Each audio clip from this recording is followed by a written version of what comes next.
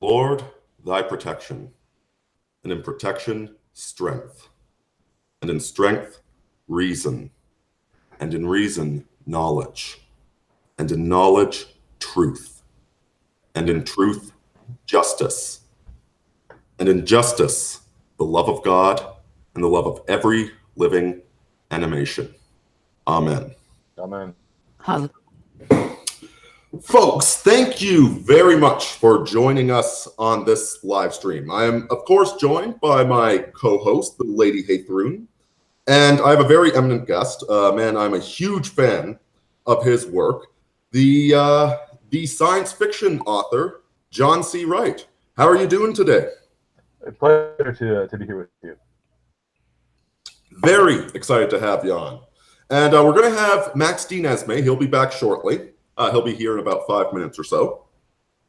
But what we're going to be talking about tonight, I'm sure we're going to be delving into some theology, going to be talking about fiction.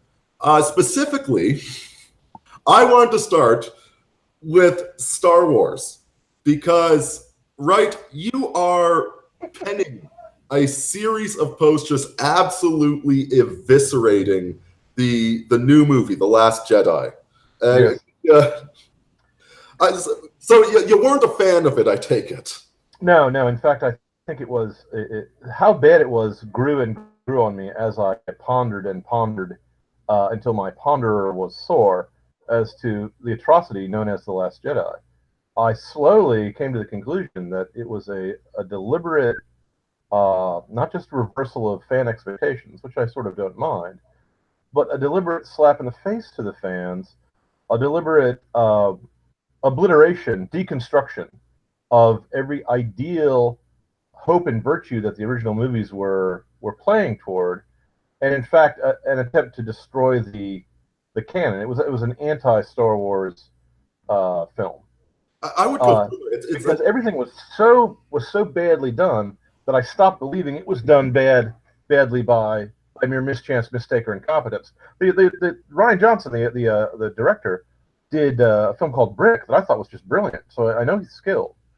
But in my analysis, it looked to me as if every single thing for which characters like Luke Skywalker lives are shown to come to nothing in this film, and almost every character's actions come to nothing, and every expectation that's set up comes to nothing. It's not a surprise. A surprise is when you go into a Italian restaurant and you order the minestrone soup and it's twice as delicious as you thought it was because he added oregano or Tabasco sauce. That's a surprise. This was a disaster. You go into the Italian restaurant and the waiter throws the soup in your face, or there's a dead frog in it or something. That's not a surprise. That's just an insult, a trauma. So I was traumatized by this film. I've been emotionally scarred for life. It wasn't just an attack on Star Wars. It was an attack on storytelling. Oh, There's no bloody story there. Correct. Now, it's very similar to certain existentialist koans. They don't call them koans. Certain existentialist stories and tales where the point of the story is that life has no point. It was waiting for Godot as Star Wars. I was spared this trauma, thankfully, by my friends who warned me of how terrible it was. So I still have some fond memories of the Star Wars that was. You are wiser than I. I saw it free of charge on Netflix, and it was an evening when I had nothing else to do and there was no one else in the room, so I thought I could just watch it. And I thought maybe I could just see what was wrong with it to help me in my own writing of space operas, because it's in my genre. Mm-hmm. And it was so much worse than anything. I had steeled myself for the blow, but no, I fought the dumb, and the dumb won. I was hammered like a tent peg into the ground by the sheer stupidity hammer that came leaping out of the screen at me, and it was just over and over again, scene after scene. I would analyze it for several hours, but I've already done that in my life, and it's on my blog in a 16-part rant that is called The Last Straw. This is not The Last Jedi. This was The Last Straw. Hey, can I suggest, by the way, everybody should go check out sci-fi-wright.com, where John Wright has regular blogs, and there's a bunch of links to his books and stuff. He's award-nominated and winning science fiction and fantasy. Great guy, so be sure to check him out. And by the way, since I'm here, Also, come check me out on redpillreligion.com, me and the crew, because we got quite a group going. Sorry. Hey, I'm back, guys. Welcome. That down below. We haven't gotten into theology yet, but we are talking about Star Wars, which is the theology of modern America. Now that we're post-Christian. Let me tell you, one of the reasons the original Star Wars worked is that even though George Lucas was, I think, over enamored of Joseph Campbell, a lot of people are.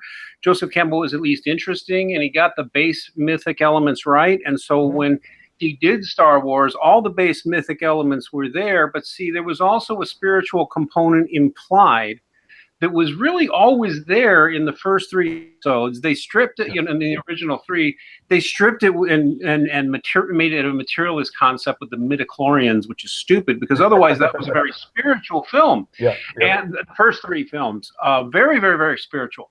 And they tried to wring the supernatural out of it, and then they've just gone further than that. There is no spiritual element. And by spiritual, I mean things that don't correspond to the laws of time and space, kids. Things that are outside that, things that matter, like honor, integrity, virtue, wisdom. Chivalry. Mention chivalry, please. Chivalry. Chivalry is controversial because some people get chivalry wrong, in my opinion. And I'd love to talk about that sometime, but because there's heretical chivalries. But yes, chivalry, redemption. All of these are spiritual, supernatural concepts, and moderns reject them all. And so all they have left is the will to power, the will to succeed, the will to self-actualize, the will to ultimate happiness, whatever it is, or the ultimate. That's all they have, and they're not even conscious of it. But it's all they're able to produce because of their atheist worldview. And it's worse than that. It's worse than you say, because not only is that all they have it only in terms of a context of where all groups are divided either into the oppressed group, of whom nothing bad can be said, and the oppressor group, of whom nothing good can be said. So there's no such thing as an honorable enemy. There's no such thing as chivalry or honesty between those two groups. Oh, yeah. The oppressed group is allowed to do anything they can under the emergency situation of overthrowing the oppressor, and the oppressor group is not allowed a hearing, not allowed to respond, not allowed to defend themselves. And that's their worldview. And intersectionalism is merely the idea that anyone can claim to be a member of the oppressed group except for white, straight, male Christians. At the moment, yeah. Although this has been played out in other societies in the last century, that it wasn't always, But no, exactly. That scapegoating like that. And don't forget the scapegoating of religious people, because that's the way it goes. And that's also why there were no heroes in The Last Jedi, because the idea of a hero cuts against the idea that there is an oppressor and oppressed, and no good oppressors and no bad oppressed. And if you do see anything resembling a religion or anything else, I don't know if that ever came up in these films because I haven't seen them all, but usually this type of fiction, this Drek, if religion is portrayed at all, it's just portrayed as a madness and evil and something that has to be destroyed. Well, all of which is part of Marxist dialectic, of course. I was going to say, can't it be argued that the neo-Marxist ideology is their religion? It is, and it's an explicitly atheist religion. And once you see that, you can't unsee it, because that's actually what's at the core of the Marxism, is the atheism. Yes. I phrase it this way. I say their first dogma is the dogma that they have no dogmas. They pretend they are merely reaching the conclusions that every honest, open-minded man reaches. And so, by that dogma, they think that any opposition to them must be unreasonable and closed-minded, based on ignorance or moral turpitude. But it is insanity. Religion. It's a false to facts frame that they use to interpret the world. And when the world doesn't agree, they never adjust the frame. They just ad hoc away the world. They just explain away the world. The movie strikes me, as terrible as it is, it does have a very, very distinct theme to it. And this nihilism. Yes, nihilism. The theme is nothing matters. The theme is there is no story. The theme is there is nothing you do will succeed. I'm sorry, my insanity is burbling up. I apologize for interrupting. All that came before was false and must be destroyed, so that we may progress. Destroy the past. That was the theme was explicitly announced. Destroy the past and obey women. There's those two major. I respectfully disagree. While it might seem at first that this is a pro-female feminist propaganda piece, since all the women's decisions in the movie are stupid and lead to nothing, I think if that was his intent, that it failed to do that. May I? But we have to obey the woman. Allow me to elaborate, because this is something Hey Thrun and I talk about a lot on here. How Well, give her the first comment, though. I'm sorry. about how Adrian's trying to get in. The lady's trying to get in, but that's okay. I will respect the host. Go ahead. just let me get this point out. We talk a lot about how the alpha girl tries to capture the alpha boy and put him in a cage so she can show off that she owns an alpha boy. And Sure. the concept of the matriarchy it's the tyrannical matriarchy. It's the dead womb, the controlling mother. So Poe is Poe his name? Whatever. The X-wing pilot. He is His name was Hotshot, I think. He is supposed to do whatever Mummy tells him. And that he dares question Mummy shows that he completely misses the point. The point is not to, you men and your logic and you're trying to... No, civilization and patriarchy are toxic. What you need to do is do what Mummy says. And the same thing when Asian girl prevents black dude from sacrificing himself. Mm-hmm. And she's like, then we have to fight to save... stop using your man logic. Man logic is rape. Books are rape. Words are rape. That's why we have to burn the Jedi texts. You do whatever Mummy says. The Empire is only a threat because you men believe it's a threat. And I noticed that in the very moment when she steals a kiss from the bewildered stormtrooper, the bewildered black guy, who I call Tweedledum in my rant, the iron door guarding their escape-proof hideout is being blown to pieces by the cannon that she prevented him from smashing into to stop.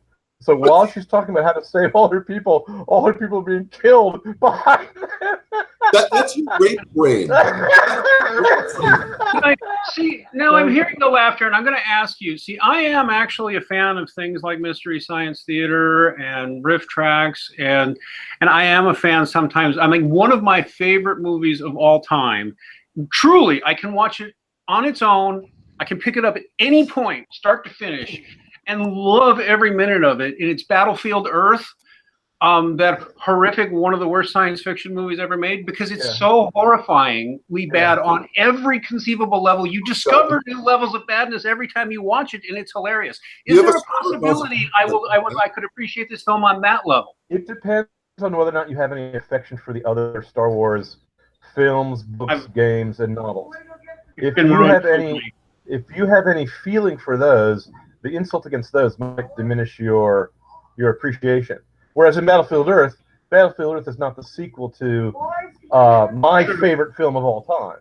Yeah, I get you. I see you there. So but I do recommend Battlefield Earth. I do recommend Battle Earth. I also recommend a film called Plan 9 from Outer Space, a black and white film.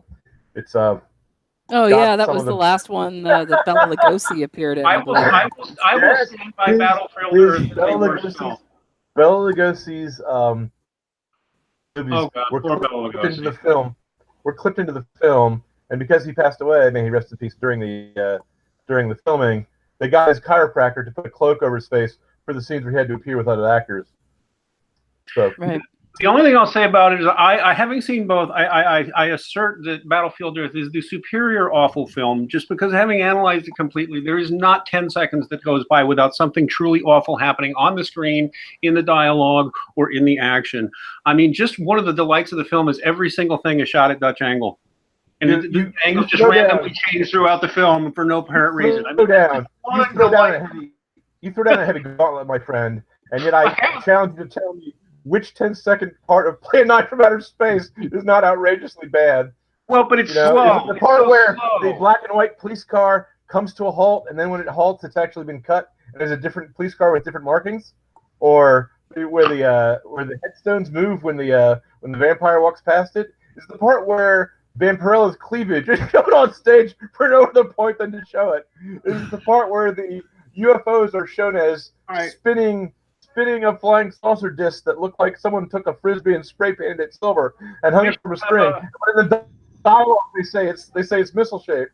Is it? Oh, never mind. I can go on. I say we have a bad film. Let's have a bad film showdown on another show sometime. On another show sometime. But you have to actually go watch Battlefield Earth with that critical eye, because man, I have seen it. not a I have second. seen it, and I have seen it, and I actually don't want to get into the combat of which is worse, because that's really, if it's not number one, it's number two or number three.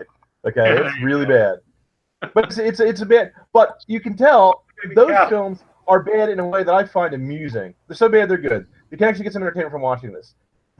But The Last Jedi, I felt was just an insult directed at me personally, because the guy was making fun of the things I like in space opera, not just the things I like in Star Wars, the things I like in science fiction. Well, okay. You know what? But when are we going to talk about the Catholic thing? What's that? When are we going to talk about the Catholic thing and why Catholics write, and why, by the way, why Catholics write better long-term sagas than these people? Look at that. Since my Catholic ancestors destroyed your pagan ancestors and then just adopted all their gear, I'll defer to you and let you speak rather than, because I don't have an off switch when it comes to stopping talking about how bad this film was. Okay. I could go on forever. I think my moment of opportunity passed, but I'll try to go back and recover it. I think it was a remark about submitting to women, or a message in the film about submitting to women. I think that's misplaced. It's not about submitting to women that I see in the neo-Marxist culture. It is a submitting to what I call feminine mindedness, which is actually an infantile default state. Women who actually are mature cultivate what I call masculine mindedness, which encompasses virtue and logic and reason and all of that. But the feminine mindedness is infantile and psychotic, and it causes one to succumb to the appetitive part of the self that Plato put forth in his tripartite theory of the soul. I think that's what we're talking about here. It's not so much woman; it's the feminine mindedness. Well, let me ask you a question as a man to a woman. I've always thought feminism and femininity were antithetical to each other. They are. Feminism and femininity are not the same thing. Femininity can be expressed in terms of, if I serve a queen or a duchess or a great lady, and she is not necessarily a logician or a military commander, but she has great charisma and leadership. Would you equate your view of the feminine only with the appetitive, or would you say no? For the feminine to be mature and grow into greatness? Yeah, I want to be clear here about what I'm stating. Feminine mindedness is different from masculine mindedness, but femininity and masculinity are both mature states. Okay. Very good. Feminine mindedness is actually something that I have observed in more primitive organisms. Okay, like in insects, we see this in the ant colony. We see it in the beehive, where there's a collective communist sort of structure there, and we have one feminine hive mind that governs the entire collective. This is the same thing we're seeing manifest today in the alt left. DNC. Yeah, it sounds like the Democrat National Committee. It sounds this is why I'm bringing this up, because we're seeing the same phenomenon manifest in the mindedness of the current leftist culture. Masculine mindedness seems to be a relatively early arrival. We see it in apex predator species in specific, so it's exclusive to mammals, and it's exclusive to the apex predator species among mammals. So we see this with wolves, we see it with lions. Why do you say it's exclusive? Because there are territorial hierarchical duels between lobsters, for example. I was just reading on Jordan Peterson on that point. He used lobsters as an example. I'm not familiar with lobsters. They might be an apex predator species. I'd have to take a look at their behavior and see if it conforms to the K-selected species. That's true. So they may be an apex predator species that are non-mammals. But what we see with masculine mindedness are things like are you a K-selected, R-selected kind of? Right. K-selected versus R-selected. So the high investment in offspring, all those K-selected traits. I don't need to mention them all here, but that constitutes masculine mindedness.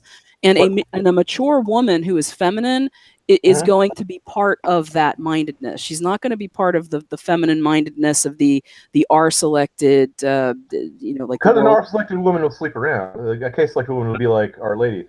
Will be like the Virgin Mary. Exactly. Or one of your goddesses who are basically the same archetype. Exactly. And that's the distinction that I wanted to make, because I know sometimes, we mix up the words femininity or feminism, and we Yep. attribute, Yep. they're not the same. Yep. I'm not sure how much of that I'm entirely on board with, although it's quite provocative. One thing I would observe generally is that it certainly is, there is a feminine mindset of way of doing things. Because when women are in control, they do so through basically, even amongst themselves. Actually, it's interesting to watch women in groups, because then you realize they're actually more hierarchical than men are. In groups, but they try to no, see, they'll be a queen bee, and they have subtle ways of digging each other, and she doesn't get to be a queen bee by directly invoking a one-on-one conflict, like a duel where you have a winner and a loser. No, Right. she They do it indirectly, and they'll have long memories for waiting for retaliation. Well, in a hive, the queen will actually suppress the reproductive capability of her daughter workers and soldiers. We see the same thing with the with the modern narcissistic female. I've identified who, if I could interrupt, who also supports abortion and supports contraception. Right. Catholic Church is against, which suppress sexuality. Let me make my argument. Go ahead. I'm agreeing with you. I'm hastening to agree with you. Yeah. I know. I just want to illustrate it for the sake of the audience who may not might not be with us on this. But what I've no, it's fine. What I've identified is that the narcissistic mother pairs with the absent father. So where we see an absence of masculinity in the family, or whatever is substituting for the family, we see the narcissistic mother. The narcissistic mother is that queen bee personality. She will suppress the reproductive capacity of her daughter. Her daughter will not be allowed to develop an identity. Her daughter will not be able to develop her femininity. She becomes an instrument of the mother for the mother's narcissistic supply. This is what the movie The Wall is all about. It's about a boy that's just been crushed under the weight of his single mom, and he's constantly trying to flee her while also begging for her to tell him what the hell to do with himself. Hey, Thrun, I beg you come to a stream with me sometime. I want you as a guest. You're exactly the kind of pagan, or whatever. I don't even know if you like the word pagan. Heathen. I go by heathen, yeah. Okay. See, I think of heathen as somebody who's uneducated and ignorant and doesn't have any... I understand that. The etymology of the word is different for us. And okay, so then maybe that's our slur. I don't know. Anyway, heathen it is. I like talking to smart heathen all the time. I'm sorry, I couldn't hear either one of you. Anyway, I'd love to have you on as a guest sometime. I hope you'll come. I would be delighted to. Thank you. All right, just let me get to the super chat. Viral Journey sent $10 and he posted an image on my Discord that I think you'll find interesting, Mr. Wright. The Science of Harry Potter. Oh God! I've come to love Harry Potter. As a guy that actually I like studying, I'm by no means an expert, but I like studying things like quantum mechanics. I like actually doing the math with them. And the books, the science of Star Trek. It's not science. The reason they have teleporters is they want to save effects on having a shuttle land. Yep. That's the only reason they had teleporters. Which Space 1999 did not do. They actually had really cool models that they landed in. I don't know if you guys have seen that show. All science fiction stories have some nods to science and how good or bad the science is. How much of it it's a science fiction is a spell. Our pagan friends will like this explanation. Mm-hmm. You're trying to get a audience to willingly engage in auto-hypnosis, where you give them a vision of some future that entertains them. Not necessarily the future, but if it's science fiction, there's got to be some otherworldly or extraterrestrial element in the story to be science fiction. And the way you create the illusion of verisimilitude is by adding some degree of real science. Now, my own field, space opera, usually I just have science fiction flavored props and settings. Something like Star Wars is science fiction flavored.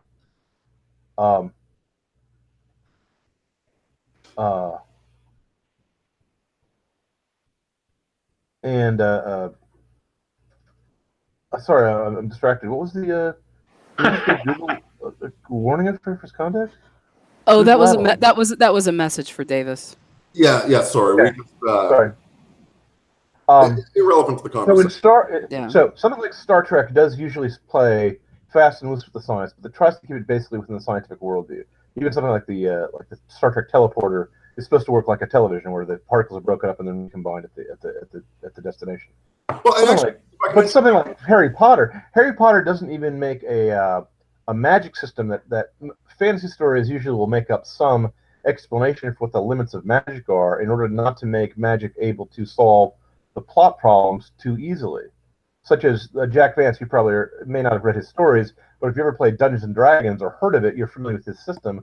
The spells there can have to be memorized with some difficulty in the brains of the magician, and once spoken, he immediately forgets them. So he can only cast them once a day.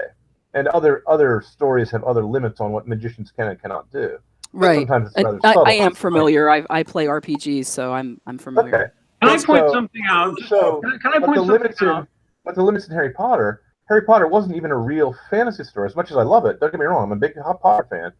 But in Harry Potter, it was just takes place in Halloween Land.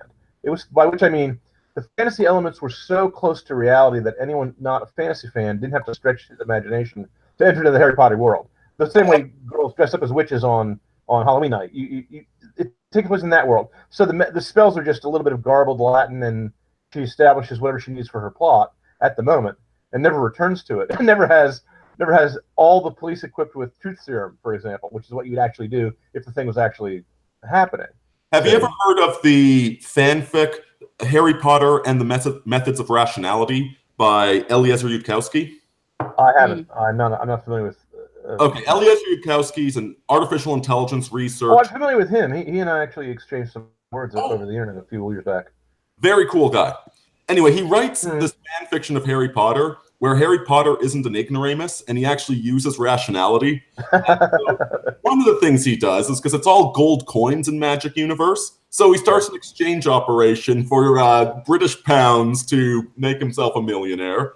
He uses the Time Turner to solve every single problem in the world, and even messes with the Time Turner to try and figure out what the limits of this thing's abilities are. He does a genetic study to figure out whether or not the mudblood hypothesis is accurate or not. All very amusing, but all he's doing is he's taking science fiction and applying the tropes of science fiction to fantasy. Well, anytime you do that, you're going to get the same kind of results. You're going to get Robert Heinlein's Magic Incorporated. You're going to get urban fantasy as a result. You're going to leave the fantasy world if you do that. Yeah, to a certain extent, yes. But if you're going to write fantasy, if you have a spell in book number 2 that allows you to travel back. Oh no, you don't have to tell me. I know how to make up a magic system that's tight and coherent, and usually based on real magic. So I'm with you, buddy. But I'm just saying that I think you got to give Harry Potter a bit of a break because of its wide appeal. Okay, can I get a wet blanket moment in here? I hate to be a wet blanket and turn into a Catholic, but somebody in the Catholic world who's definitely worth knowing if you're interested in the demonic is a guy named Father Ripperger, who is a professional full-time exorcist and gives magnificently interesting speeches on the matter. And the man doesn't lie. He may have been misinformed, but otherwise what he says is, according to his sources, J.K. Rowling has admitted that all of these spells in Harry Potter she got from actual witches, and those spells are supposed to be safe. Well, Father Ripperger necromantic tomes, and it's nothing like in Harry. You know what they should have titled it? They should have titled it Harry Potter. Harry Potter and the Single Mother and the Narcissist's Special Snowflake Son. He says that those kids running around playing, uttering those incantations, and that they do things, and that they're not necessarily good things at all. And I have noticed that for many young people, Harry Potter's almost become their substitute for a Bible. It's the only. That's because the problem with magic in general is, and this is not what Haythrun does.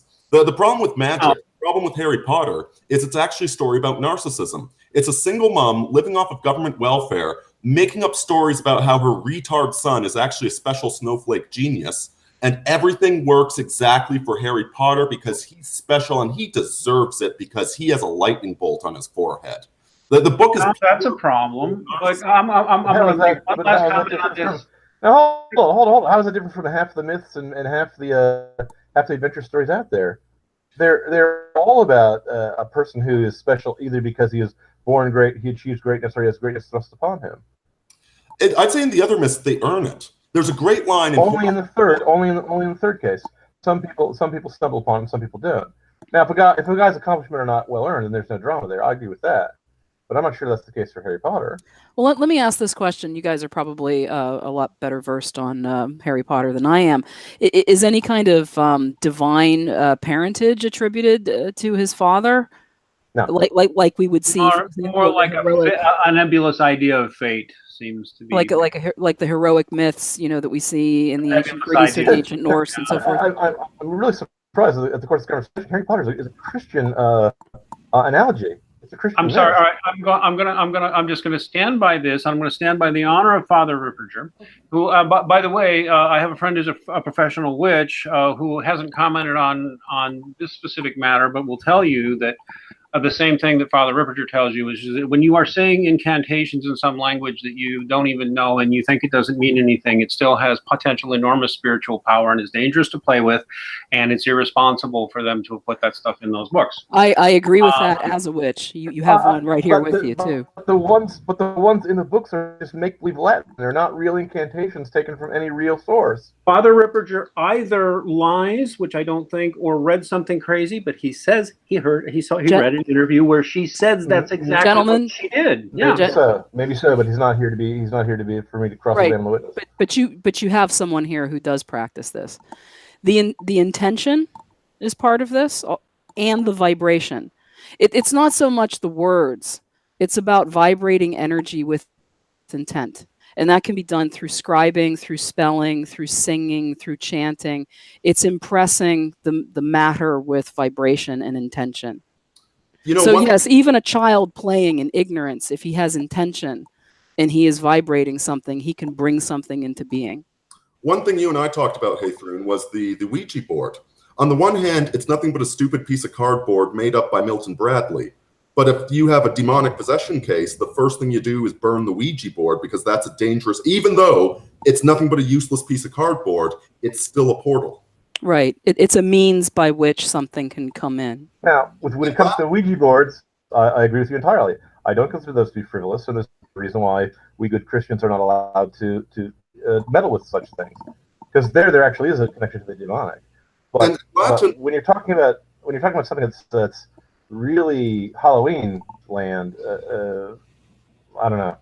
I haven't read the book, so I recommend we drop the topic because I'm not. I don't know what the accusation. If I may, there's etymology that supports this, right? The word, for example, shares a relationship with wyrd, W-Y-R-D, or W-Y-R-D in Old English, right? Which refers to fate, right? Bending fate, twisting fate, again, impressing the material with one's intention. Spelling, right? We spell words. Madam, we Christians believe that God spoke the universe into being, and that Christ is the Word of God. You don't need to touch upon the power of prayer. But prayer and magic are functionally the same thing. Prayer and magic are functionally the same thing. It's why a Latin Mass. Latin is just a language that the Romans used, and yet a Latin Mass is 100 times as powerful as a Mass in the vulgar tongues. And this is why, even though all of the words in Harry Potter are absolute nonsense faux Latin, they are very powerful because they're borrowing from the racial memory we have. I will say this. If the kid gets interested in real magic and real occultism because of the glamorization of it from Harry Potter, that is dangerous and that is diabolical. And there's certainly, I believe, that the air is peopled by spirits, half of whom are benevolent, half of whom are malevolent, or I should say a third and a third, because the other third is the elves. I agree, it can lead to a dangerous area. But I think it's very similar to credit cards. When people get involved with magic, in most cases, it's people trying to get something for nothing, right? Mm-hmm. And they're trying to get a free lunch, and which is really funny. All magic involves sacrifice. I will end my entire commentary on this because it's not what we're here to. We're not here to argue about it. But if you see a book on a video called "Conference on Exorcism" by Father Ripperger, who is very, very, very well respected in mainstream as a full-time exorcist, a lot of people in this church source him. He's got an hour and a half on this, and I'm going to at least be backing up what she's saying for the most part. Is playing with any of this like that is inherently dangerous, and there's a lot of kids doing it, and it is not inherently harmless. It's not that it's automatically. It's just you're letting the kids play with matches. That's what I tell you. But in any case, don't have to agree. Just that's where I'm at. But I think we are. The only point I disagree with is I don't think Harry Potter is real occultism. If you have your kids playing with tarot cards or playing with Ouija boards, that stuff I think steps over the line, and you're opening yourself up to things you don't know about. You're sticking a fork in a light socket. You don't know what the powers are that you're trifling with.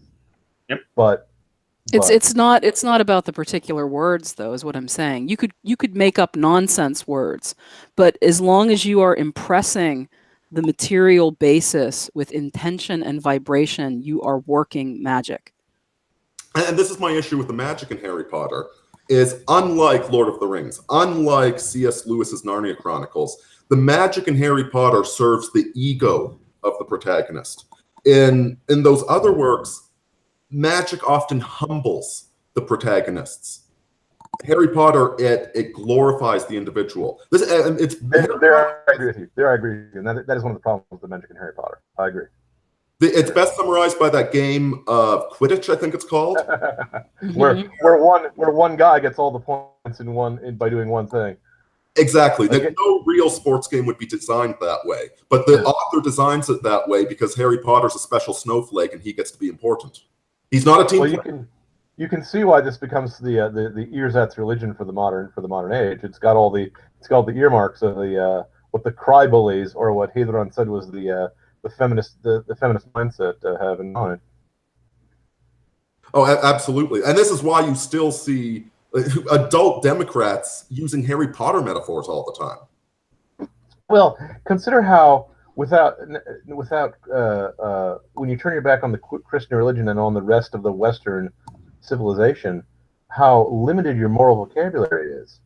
They can't speak of good and evil anymore. They can only speak of intelligent and unintelligent. So all they can do is say that their opponents are stupid. And they do this over and over again, no matter who it is. They said it about Ronald Reagan and they say it about Donald Trump, even if the guy is a extremely wealthy and successful businessman, which takes quite a brain to accomplish, or they merely speak of people as being unsympathetic, as if sympathy was the whole of the law when it came to morality. It was just feeling sorry for someone.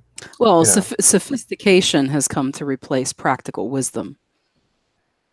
I'm not sure what you mean by that, but I do agree that they replace facts with theory, and if the facts don't match the theory, the facts have to change. I'll give you an example.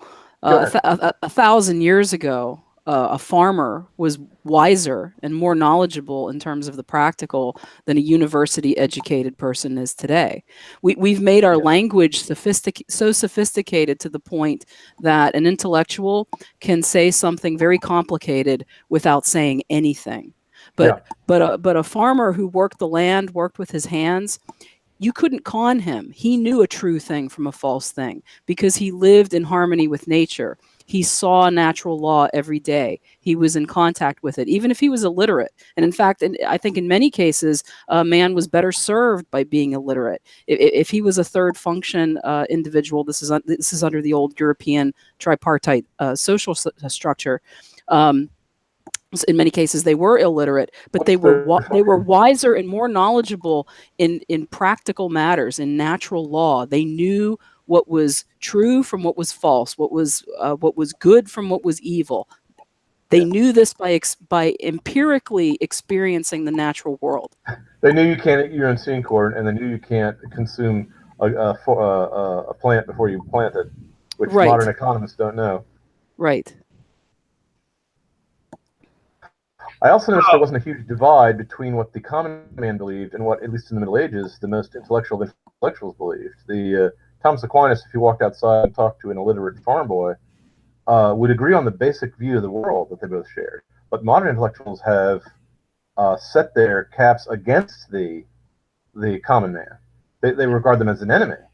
Well, in fact, one of the things I've noticed, and because I mean, ultimately, this is the cultural Marxist project that's been dominating, which I believe to be Luciferian in origin, ultimately. But I do too.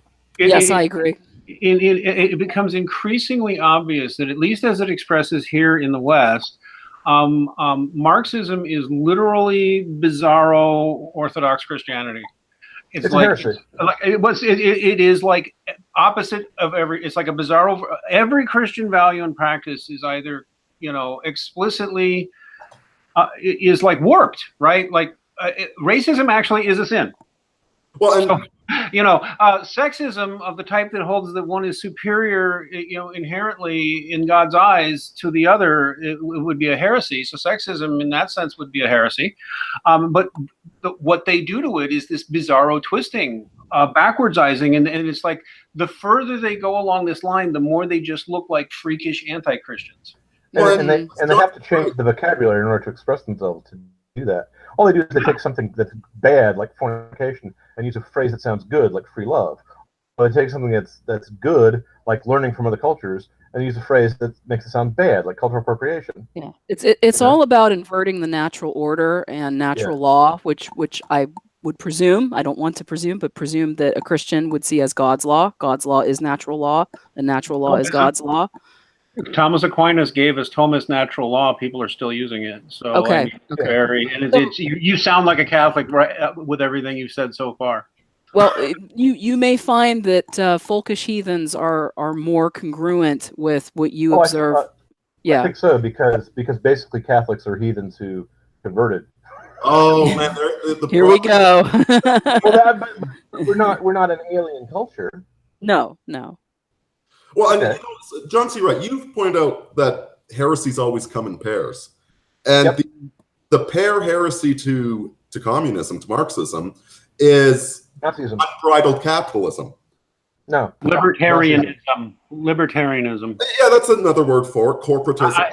I've come to especially corporate libertarianism. But no, I've truly come to see libertarianism is just completely intellectually, morally bankrupt. They've just put the market where God belongs, and it's where they go if they're not communist, and putting it in the state or the collective, they put God in the market instead.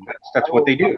I will grant you that that objectivism, if you mean libertarian, if you mean the doctrine of Ayn Rand that also proposes the metaphysic in her moral code. I'll grant you that. That's a pair heresy. That's a pair heresy. I don't want to pick nits here, but there's a certain element of our society that we can all see where love of money and ignorance of consequences and alienation of the individual, where the individual is nothing but economic unit. Like that's the thing is the Marxism views you as nothing but an economic unit. We're only arguing about which heresy is paired with which at this point, because in my essays I call that the worldly man, and in science fiction fields, Bob Heinlein is kind of the exemplar of that libertarian free love. Yeah, or the animal man. I regard that as paired with the opposite of mysticism, which is kind of the new agey stuff that really has nothing to do with real old-fashioned solid paganism, if I may be so bold as to criticize them. But I think, the authoritarianism of communism I think communism and Nazism are particle and antiparticle. They're basically the same thing, spring from the same root. And I would say that the worldliness and spiritualism are the two opposites that break away from that. But we're basically in agreement. I think all these things are heresies or devaluations, or a heresy is not an error. A heresy is when you take one part of an organic whole, you take one finger of the hand, and you say, this is the primary finger, and all the other fingers are unimportant. You just exaggerate. You distort a face by making the nose as big as a cassava melon. You don't get rid of the other features. You just disregard them. But you use them to fight the other features. Yeah, it's a distortion of truth that is inherent in nature. And I was going to say something about the whole motive behind all of this. I believe that it is to reduce man to an animal man, to draw him down, to literally sink him into the appetitive aspect of the soul, that level of consciousness, and thereby reduce his divinity. And becoming an atheist who accepts that you are merely a walking ape of a certain sophistication yeah, and a free thinker actually makes you easier to manipulate. Yeah, and it makes you much more gullible. Yeah, to not only become an economic unit, but to see yourself and all others as economic units as well. You know, I see this all around me in, I won't call them relationships, I call them conspiracies. Aurini and I talk about this often. These conspiracies that people enter into, in which one projects a fantasy onto the other in order to exploit that individual for some kind of gain that only gratifies an appetitive desire that they have. Many of these masquerade as friendships. They masquerade as marriages, which is absolutely horrific, particularly when children are brought into the midst of that and have to come up in the presence of it. They have neither a mother or father. Now, are you quite sure you're a pagan? Because you sound just like Thomas Aquinas, who's one of our saints. I am quite sure of what I am. I was. I get along better with heathens than Protestants. I was called. I didn't hear the answer. Sorry, say again, please. I said I'm quite sure. I was called by my lady Freya when I was 18 years old. I entered into her service at that time. I have been an acknowledged heathen for many years, and I am absolutely devoted to the ways and beliefs and troth of my ancestors. Excellent. But have you read Thomas Aquinas? Because you do sound a lot like him. I have not read Thomas Aquinas. Oh, you'll like him. You'll like him. He's right up your alley.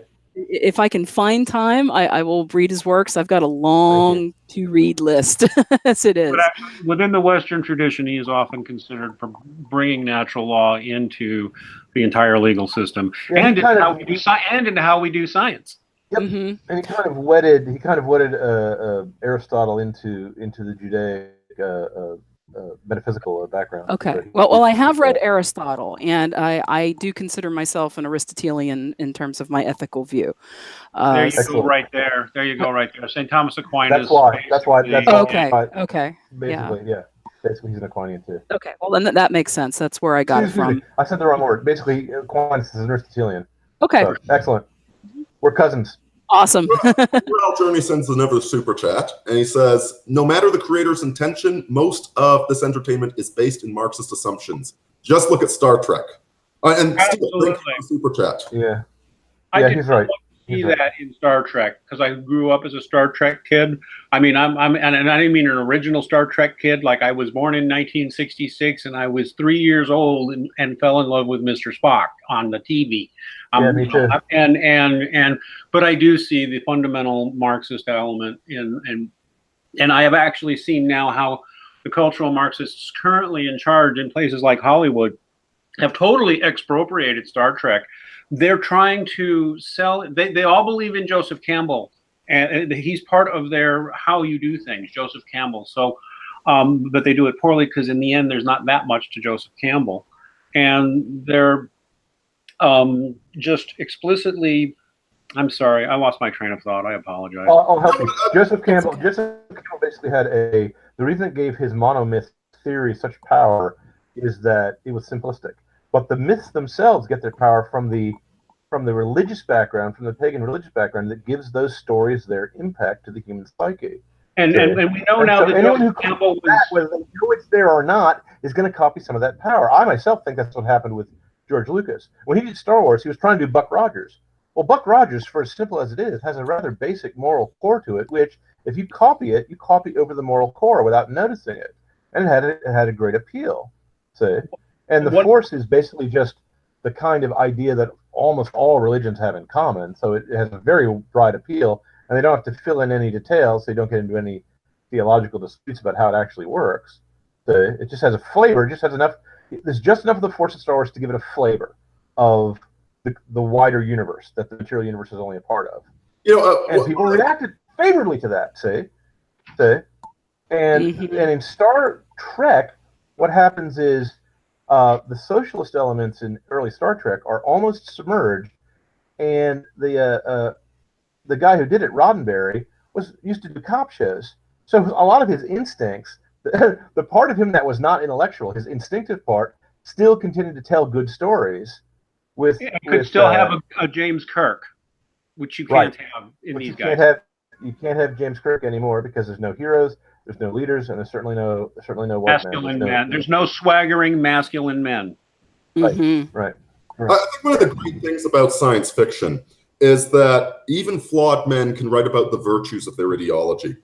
John C. Wright, you have an excellent critique of Heinlein, which I agree with.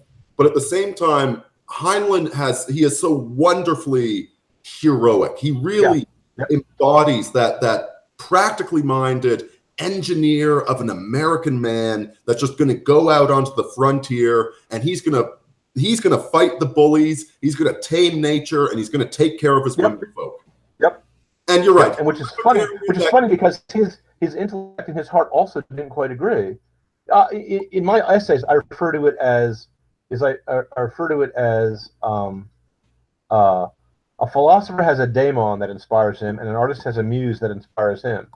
And and some people's muses are smarter than their daemons, by which I mean Heinlein knew how to portray heroism when his editors got him to cut out all of his theorizing about male and female. But when he got too big to edit, his juveniles, which are all wonderful, turned into his seniles, which are terrible. And now, but even at their worst, there's still page turners, and there's still a vision of heroic masculinity in them that is very appealing to the young man, very appealing. But what he preaches doesn't actually match up with the results that he portrays. And I believe the same thing is true with Ayn Rand. I believe the same thing is true with Gene Roddenberry.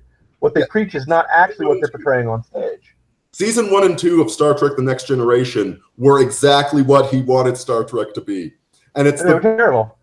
And only after he passed away, may he rest in peace, and Riker grew a beard, did those shows start to pick up a little energy and a little steam. And you know, the influence of that was a man named Ronald D. Moore and a few core like him. And it turns out he's one of the last guys in Hollywood who was at all spiritual, which is why Star Trek Deep Space Nine was actually very spiritual. And why Battlestar Galactica, which he was behind, was very spiritual, because he's spiritual.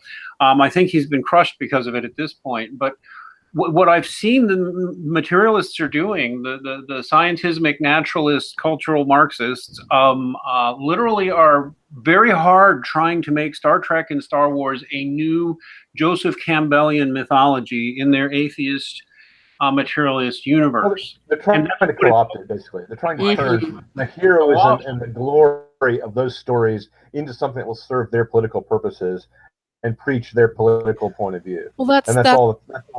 They want to control the narrative. That's what these people do. These ideological, or what I consider to be spiritually possessed people, they mix lies with the truth, and that's how they corrupt people. They get them to swallow the lie that's been wrapped up in the truth. May I ask you one other question? Earlier, when someone said that they thought that this had its roots in the satanic, in the demonic. They said that earlier. Max Colby said that Marxism has its roots in the diabolical, that Satan was behind it. I'm convinced. And I agree with that. Yeah. And I wondered how Pagan agrees that Satan is doing something, because he's a fallen angel from our mythology. Who do you think is actually doing it? Well, I can see past what I call the lens that's on the truth. Various religions, to me, are just masks on the face of the truth. They're all referring to the same archetypes. When you start to examine what these figures reference, we find singularity. For example, the name Mary in the Christian tradition has its origin in the Egyptian name Mir, which means beloved. And then if we take a look at Frigg, for example, who is the wife of Odin in the Norse mythology, that also interprets as beloved. We're talking about core archetypes that are ancient, that predate any kind of organized religion. So when I'm looking at these things, I'm looking at the core archetypes. I'm looking at the core truths there. And yes, I see Marxism as satanic, because what is satanic is that which is opposed to nature, that which is trying to invert the creation and the natural order. Excellent. Okay. Makes sense. Well, I've always viewed the core of Satanism, of the satanic principle, being the rebellion, refusing to accept one's position in the universe, one's lot in life, and to rebel against it, to try and cheat, to engage in usury, to engage in manipulative magic. What it looks like to me is specifically going on, and there's a number of sources I find credible that really do think this.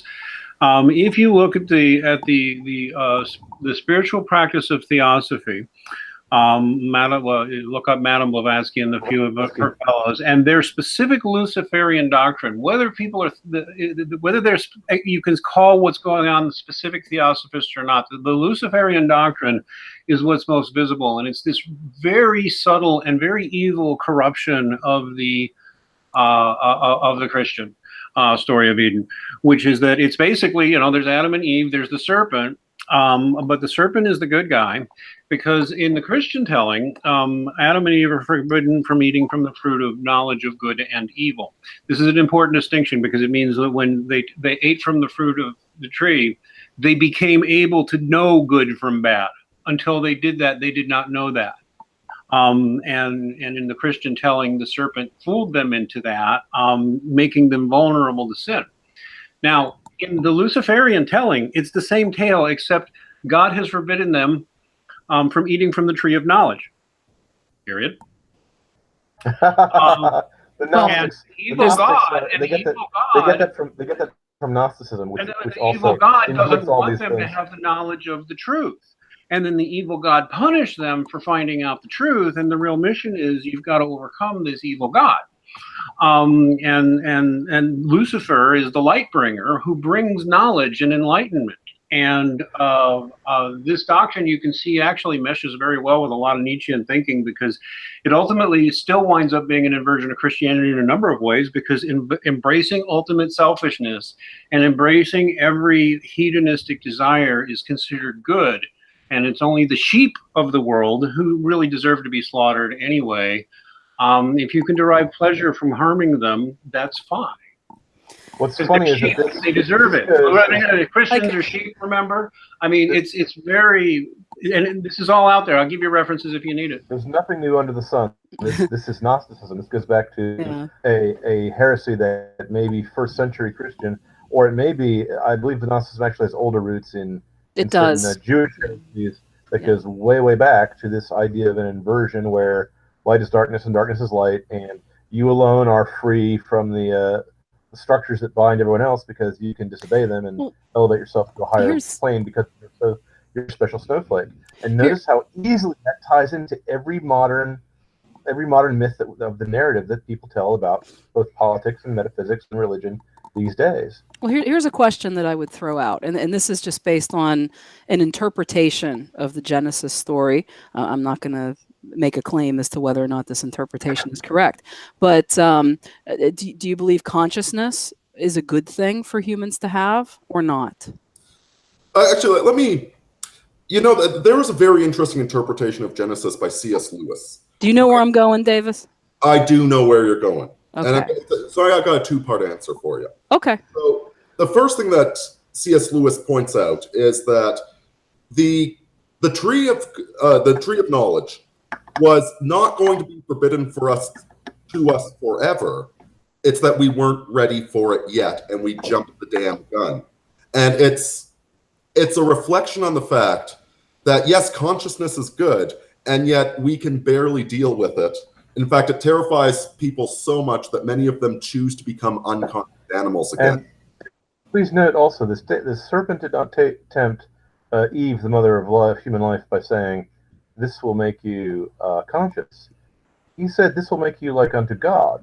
Yep. That was the motive. Also has a part to play. Yeah, that is what he said. The motive also has a part to play in what the crime was. Well, hang on a second. What language are we referencing here? Because now, granted, I'm not a Bible scholar, so I'm going to defer to those here who are. But was not the reference to Elohim, which is plural, which is gods, like unto the gods? That's what I said. Like unto the gods. That's what I said. Oh, okay, but gods plural is not the same as God, the source, your gods or the singularity. Oh, wait. Gods are our angels. Wait a minute. No, Elohim in the Christian tradition is accepted as one of the names for God. Period. But it's plural. That is not the same as Yahweh. We're Trinitarians. No, this is the Trinity. In the Jewish language, one of the nuances of the speech was that you would speak yourself in the plural if you were an august being like a king. I mean, everything that ends in "im" is plural in Hebrew. Agreed. In Hebrew, it was a tradition that if an elevated being like a king was speaking, he would refer to himself in the plural. Whoa, we like the royal we. Like the royal we. Okay, that's okay. Well, I'm not sure that it is wise for us to make that interpretation, because Judaism was originally polytheistic. All right, look, can I this is my area, because I'll tell you what, this is just, now we're getting down to arguing over different religious traditions. Okay. And in the Orthodox Christian tradition, it has always been referred to pretty much exactly like that, more like a royal we. It's also been viewed by many that it is one of many non-explicit references to the Trinity that are in the Old Testament. And so, and there's quite a bit of, I mean, Jews don't like that interpretation. They're not required to. They don't read those books right, as far as we're concerned, right? And then they can, you can go talk to a Jew. I have Jewish rabbi friends who will just say, yes, you're wrong. That's what we mean. It's an argument between traditions. That's all I'm saying. I mean, it's not all this discussion is to one side. Yeah. It still doesn't change the question of what was Eve being tempted to do. Was she being tempted merely to become conscious, or was she tempted to become conscious so that she could be divine? So that's a good answer too. Yeah. Raise her superhuman state beyond what her nature was. Well, let's clarify there.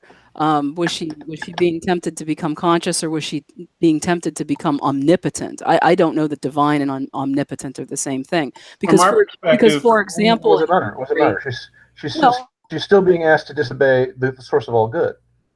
In the name of asserting that good to herself. Divinity there then is different for we heathen, because our gods, there are interpretations that our gods were once mortals who became gods. They became gods by worthing themselves and becoming conscious. So yeah, we also have saints who have divine powers, but they didn't. But even your divinities didn't become gods by acts of disobedience, cruelty, and no. I just wanted to be explicit there, because you were using the term to become divine, and I don't know that seeking to become divine is a disobedience to natural law. However, I think there is an agreement that there's something in the nature of man that is not in accord with the universe, and that this is why we need religion. We need to become in accord with the universe, and if we leave ourselves to our own devices, we go completely astray. What I would just say is that from an Orthodox Christian perspective, that we've been reading it this way for 2,000 years, so this is just how we read it. John is ultimately correct. As the scriptures are interpreted, the serpent specifically stated, eat that and you will become like God. And so, yes, you're right. That was the real temptation, and absolutely so. But it was, and then, of course, so it was a trick. The serpent lied to her. And by the way, Adam, the smarter one, wasn't there to protect her. That's one of many, many, many nuances to that text that you can derive. And Adam was also following her onto it. Beta male Adam, happy wife, happy life, right, buddy? He couldn't handle his alpha female first wife, which was Lilith. Yeah. And she became so disgusted with his effeminacy that she left him. The story of Revelations is that the mother and father of all mankind, the mother was a cunt and the father was a pussy. And we are all tempted to be that. Every single woman out there is tempted to be a domineering harridan, and every single man out there is tempted to be a go-along, get-along submissive. You've just described the modern West. Yes, absolutely. Which is why the modern West is so dead set against Christianity. And if you think about it, also dead set against noble pagans. The more honest pagans among us is also dead set against everything you stand for too. Oh yeah, I draw fire from both the alt-right and the alt-left. I mean, for obvious reasons. I often tell Aurini, the left is left and the right is left. You know, when you start to strip this down, they're two heads of the same hydra. Exactly. The heart of the hydra is the same in both the alts. And they're godless. They're godless. They're godless totalitarians. Totalitarians. They rail against anybody who speaks to matters of natural law and truth and what I consider to be true conservatism, which is observing natural law. So yeah, I draw fire from both sides as a heathen. I'm used to it. We've been on the show for now. We haven't mentioned why any of us converted to what we converted to. Was that we were gonna address that, or was it too late to do this? How late are we gonna go? Usually go for about an hour and a half or 2 hours. So if we can go for another. I'd say it's up. I mean, if the audience wants us to keep. What I've got. Okay. It's not like we're running short on material. No, in fact, I told everybody. I thought this was why we're Catholic. And we never got to that, and we don't have to. But do you want to start, Dean? Why don't you start? Sure. Okay. First, and on a very deep spiritual level, I truly prefer to be called Max, and it's kind of important to me. But you can call me Dean if you want. I do like Max better. No, she's got to be Max. Otherwise, I won't know who she's talking to. I only know you as Max. I have a legal name of Dean Esmay. I'm in a movie called The Red Pill, which is very good. You should go see it. But there's a lot of Luciferian jerks in there. Hey, I'm in a movie too. I'm in a movie called The People versus George Lucas. Well, Max, I will refer to you as Max going forward. No problem at all. Why did you convert to a pagan religion like Catholicism? Who asked that? Oh, I have been asked that. I've been asked that. I actually consider sola scriptura to have devolved Protestantism into a functional sort of pagan stoicism. Because I think why I became Catholic. First, I had to overcome my atheism. And that was actually really hard because my brain was wrapped up in so much materialist thinking. I think I was genuinely ensorcelled. Because when the belt finally snapped loose and I realized when I realized there had to be a God, then became my search. And, I had studied religion and existence before. I studied them all. I talked to a lot of religious people. I talked to a lot of Orthodox Jews who are really smart and interesting and helped me understand it's perfectly rational to think there's a God. And the bottom line is what I asked myself is probably Christianity is what's calling me. And at the time it was like I said, you know what? Choosing it for culture, I believe all religions must have some truth, but choosing a religion, culture and family reasons are not invalid reasons. And so I'm going to have to probably become a Christian. And so if I'm going to become a Christian, I'm going to take it seriously. And what I want to see, one of the reasons I became an atheist, we've got some noise in the background or something. Is that you, Aurini? Sometimes you have echo. Wife, Mr. Wright. And brought us mooncake. Okay, so I'm sorry. How I got here, what I essentially decided is, I actually entered the church not 100% sure what exactly I thought about Jesus, and what I said, all right, but I'm going to commit to Christianity. I'm going to try my best to commit to this path. So then the question was, what kind of Christian? And I had grown up in a mostly not religious home up until the age of roughly 8, 9-ish, 10 maybe. And I was a child of divorce and abuse and neglect, but whatever.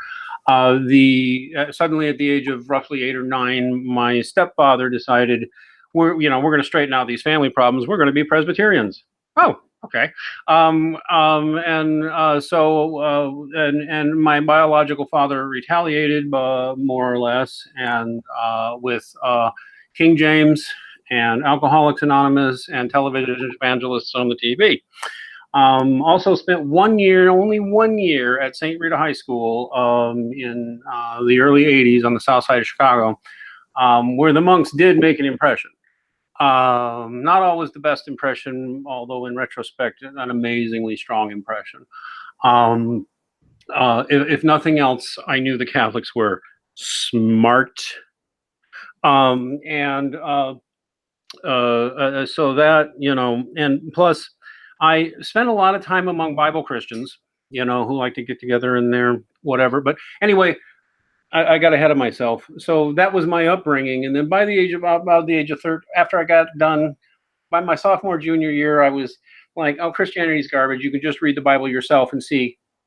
Look at all these different interpretations of the same words. These people are full of it. It's all bigly nonsense. And these books these don't hang together. They've just made they all just make up their own interpretations, and the Catholics just have the longest. That's who I was, and then I got into some New Agey shit for a while. I'm sorry, I don't know if we swear on here. New Agey stuff for a while, and then finally was just I got swayed and pulled into the atheism cult started by the popularizer Penn Jillette, and I got attracted to so-called skepticism. And I read all the books that were all the rage among the technorati in the late 90s and early 2000s. So I was reading Steven Pinker and Kurzweil and all those Hofstadter and all those modern materialist thinkers, plus all my science fiction choices. I went for the so-called hard science fiction. So I liked Asimov, Heinlein, Clarke. I wouldn't call Heinlein a materialist, but Asimov and Clarke, absolutely. And so my brain was stuck in that. But I came out of it and said, okay, which version of Christianity has the best claim on being the early church? Like the original? Like which one? Because all these people have their ways of interpreting it. And well, I know the Catholics are obviously wrong about a lot of it, but still, who? And I got to look at everybody. And my actual journey came through. It's the evangelicals. And it's the King James guys, you know, and the people, and some of them are very good people, okay, but like the Mennonites and those guys are such awesome people. They're just so horrible wrong on things, but I know God loves them, and I know Our Lady loves them. But my research actually led me to Eastern Orthodoxy. And something called the Orthodox Wiki, which you can still go to, and is an amazingly wonderful thing, Orthodox Wiki, because that is about what today are called the Pan-Orthodox. Maybe I'll just pull up Orthodox Wiki. It's worth spending time on if you're a Catholic or if you're a heathen and want to know more about how Christians see the early faith. There's 4 major lines of Christianity that can all credibly say they have valid apostolic succession. And you can make a case for the Anglicans. There's just a dispute over it and a few others. But these 4 main lines, stretching from, originating from Assyria, Alexandria, Constantinople, and Rome, all have the strongest possible cases. They schismed from each other. I'm less interested, in fact, in the Eastern Orthodox, who only split in 1054 traditionally, or somewhere around there. I'm even more fascinated, and I was more fascinated always, by the Oriental Orthodox and the Assyrian Orthodox, because they split off in the 400s. The Assyrian Orthodox, in particular. Because in like 425, I think, and it was a dispute. One of the interesting positive aspects, I would say, of Vatican II and other things that happened among others of these 4 main branches is that literally theological disputes between that were 1,500 years old with the Assyrians and with the Orthodox were resolved within the last century. And now all 4 of these who splintered off in the 5th century and then in the 10th or 11th, whatever you would call that, they all recognize that everybody there is valid as Christians, which had not been the case before. And a lot of the Nestorian dispute heresy, for example, in case you've ever heard of it, was resolved. Nobody's being accused of being a Nestorian anymore. All four of these major branches could credibly claim at least to the 4th century, and it doesn't take much work to say, well, and actually that's strong evidence for stuff in the 3rd century. And then you look at stuff in the 3rd century and the 2nd. Orthodox Christians believe in the heavenly host, the saints in heaven, and believe in intercessory prayers for them. They believe in the host of angels and asking for intercessory prayers for them, and they all revere the Blessed Mother of God, the Theotokos, the Holy Virgin Mary, who I'm consecrated to myself, is the Queen of Heaven. They all have priests. They all have priests they call father. Their priests are ordained by men called bishops, who all can validly say that their orders derive from the book of Acts, when the apostles laid hands upon, I forget his name, to make him one of them. What all of them believe is that we've been in apostolic succession through ordination that way from the book of Acts onward. We all think that. And none of us believe in sola scriptura. None of us believe in sola fide, not at least not in the way it's usually formulated or interpreted.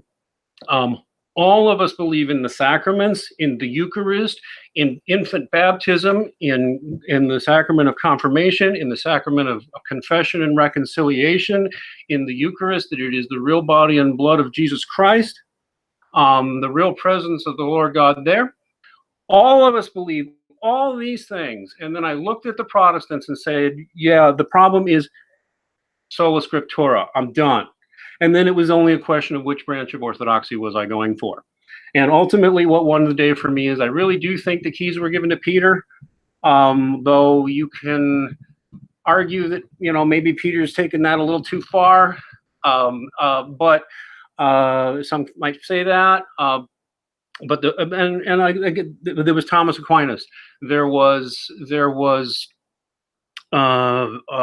Chesterton. There was the entire intellectual tradition. There was the monks at St. Rita and Father David Brecht. I pray for his soul in heaven. That's why I'm Catholic. Listen, let me get to some super chats really quickly. Billy the Conqueror sends $2 and comments, even the Bible was woke on women, Lau. Yes, it was. EC2189 Kaku sends US $10 and says, think duality between the solar and the lunar. Light existing in both. The sun unaccompanied itself cannot be looked at or be blinded, but the moon can be looked at in company of the stars. And Viral Journey sends US $5. I don't see a reason to attack any path that leads people outside of Dildoverse. I wish Protestants would understand this. Yeah, there seem to be a lot of people in the comments section that are obsessing over form rather than function, over style rather than substance. Guys, obsessing over style, not substance, is what caused Europe to basically commit cuckoo for 500 years. Welcome to the modern world. Oh my God. Neil, stop sending me that much money, goddammit. Wow, that's a generous super chat. It is. You really shouldn't say that, David. Please don't damn people on the internet. Sorry. If I may, EC21 Kaku did ask me if I could comment on that super chat that he made. I'll be happy to give my thoughts on it. I do see a relationship as well between the solar and the lunar, and in fact, the two weapons that I often speak of that I carry and wield as a fala are the lamp and the mirror, and those are archetypal symbols of the solar and the lunar. I hope that satisfied your question. I'll take a stab at the question. My sister-in-law commented years ago. She commented to my brother that, everybody in your family behaves as if they're Catholic. So that's interesting. I've always had a strong sense of justice.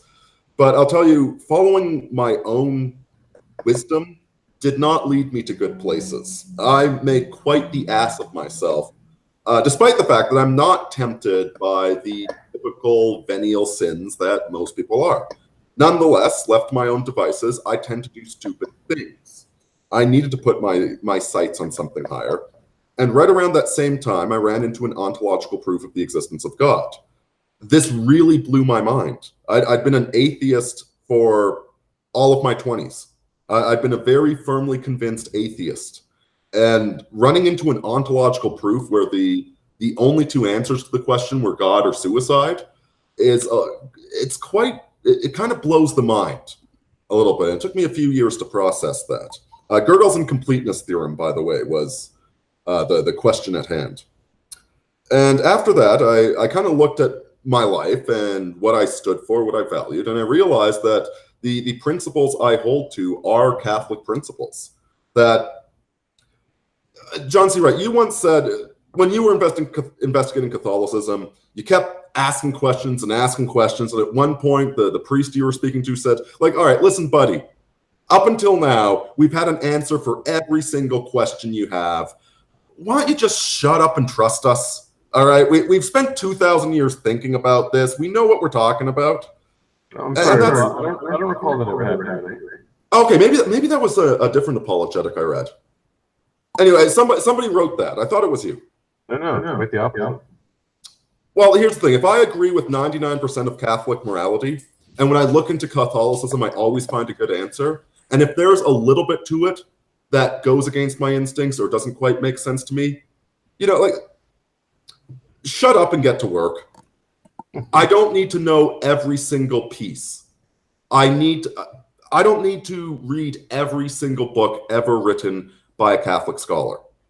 All right, I need to be a good Catholic and go out there and do what my duty is.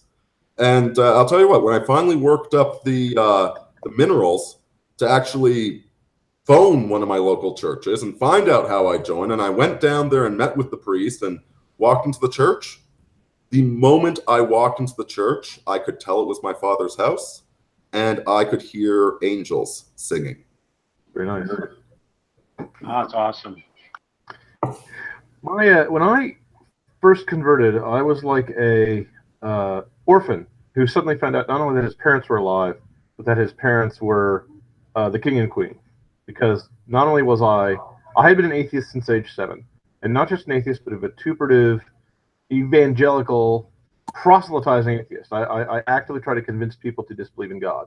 In this respect, I was lower on the cosmic scale of things than witches, who at least believe in the supernatural, and at least know that this world is not everything that you see with your eyes is the whole picture of reality. But so eager to go out and... I think I'd like you if you were any other sort of atheist. But without going into the details of the actual conversion experience, I'll just say that my fellow atheists began to embarrass me because they were wrong on every single moral and social issue and every philosophical issue that they addressed. And not just wrong, but like boot to the head stompingly wrong, idiotically wrong. Wrong to the point of them abandoning reason and abandoning logic and abandoning truth and abandoning virtue. They were a disgrace to the forces of evil. So I was embarrassed to be in their company. And the only people who seemed to be making logical arguments, to my shock and surprise, were not just the Christians, but the most old-fashioned, conservative, hidebound reactionary Christians of all, the horrible statue-worshipping pagan Christians known as the Catholics, who didn't believe in contraception. Now, I had independently, for reasons that have nothing to do with religion, come to the conclusion that contraception is a grave moral evil. And none of my atheist friends would even try to follow the arguments given, because they had given up belief in logic for some reason. The atheists in the old days actually at least paid lip service to logic, and the atheists nowadays kind of didn't. So once I was Christian, I had to decide which denomination to go to. And I must say I was furious at the Christians for doing this, because after finding out that you're the son of the king and the queen of the universe, you find out they're divorced and they live in different houses, and they're going to force you to say which guy's going in which. Force you to go to one house or the other. I see that Max is now playing solitaire instead of paying attention. So I apologize. That's my ADHD. I'm actually listening. That's how I listen. I have to do that. I didn't know I was screen sharing. I am a professional writer. I do not expect anyone to listen to any of my stories. No, I really am listening. And I don't mind. I don't care whether you're listening or not. I like to hear my own voice. So, as you can tell from the fact that I interrupt everyone all the time, for which I also apologize. It's a besetting sin. So, I started looking at the various denominations. Now, as a proselytizing atheist, I was very familiar with all the arguments that atheists use against religion. And so when I talked to my Catholic friends and I talked to my Protestant friends, I found out that the Protestants used the exact same arguments against the Catholics that the atheists use against the Christians, almost word for word. Protestants, all of the atheist arguments are derived from Protestant arguments. Yes, that's what I found out. It was a surprise to me at first. And I also found out that America, being a Protestant, mostly a denomination country, the Catholics that I spoke with were very familiar with what the Protestants actually said and preached, and almost none of the Protestants were familiar with what the Catholics said and preached. My wife, who's a very insightful lady, noticed that the people making comments on my blog were almost all Catholic, and that I seemed to have a very similar mindset to them, because of course I was a very logical fellow. I mean, the thing, I was logicked out of atheism to a degree, and then I was also supernaturalized out of it. I had a vision. So when I'm going through what the denominations think and believe, I realize that my legal training is insufficient to rehash all the theological arguments that led to the division and the dispute. So all I tried to do was look at what the claims were and see if the claims were symmetrical, to see if they were claiming similar things about the other. And they weren't. The Catholic claim was much more extraordinary than the Protestant claim. And the Protestant claim is based on the idea that the Catholics originally had the mandate of heaven and did something to lose it. And that the Catholics somehow produced the Bible, which was sacred, but then didn't have, that the rest of their theology was suspect and corrupt and had to be abandoned. But nowhere, either in the Bible or in anything else in Christian tradition, could I see the mandate that allows you to create your own church. I didn't see anything. How can I say this? I approach the matter legalistically because I'm a lawyer, or a failed lawyer. And from a legal point of view, if you have a document that has been interpreted a certain way by a certain group, and it's their document, to take that document and say, this now is the whole of the law, and the rest of what they did to build up to write that document is now invalid, can't follow logically. If you have a letter from the king, then the authority of the king is in the letter only because he's the king. You can't have the king's letter unless the king wrote it. Now, if you don't trust the messenger and you say, well, he altered the document, or he added to it, or he subtracted from it, that's a different argument, and that's more subtle, and you have to actually look into what the facts are. But if the only warrant for the authority of the Bible is the authority of the Catholic Church, or the Orthodox Church, if you will, or the church before they split the pieces, then anything before the canon was established, anything before AD 535 or so, has to also be valid, if that makes sense. The other thing that happened was, because I was convinced that contraception was unlawful, before I became religious at all, any denomination that accepted contraception, I couldn't, in good faith, believe was in accordance with natural law. I couldn't believe that any denomination that accepted divorce was in line with natural law. So that eliminated a lot of people right then and there. Now, after reasoning through this, say again? Almost everybody at this point. Yeah, even the Orthodox are kind of weak on it. Yeah. And so my whole intellectual process, I in the group chat here, I put the link to I actually wrote it all down because someone asked me, and it's a rather long process, and I don't want to bore everyone. After going through this whole legal process, I eventually reached a point where I said, okay, if they don't have apostolic suggestion, I'm not sure, succession. Pardon me, my speech box is going. I don't see how they can claim to be the one true original church. And if they're not claiming to be the one true original church, then they have to claim that the authority rests with individual men to create their own churches, which is not something the Bible says or reflects. No. Okay. Right. And the other thing that did me in terms of Protestantism was I read a thorough history of all the early heresies up through like the 10th or 12th century.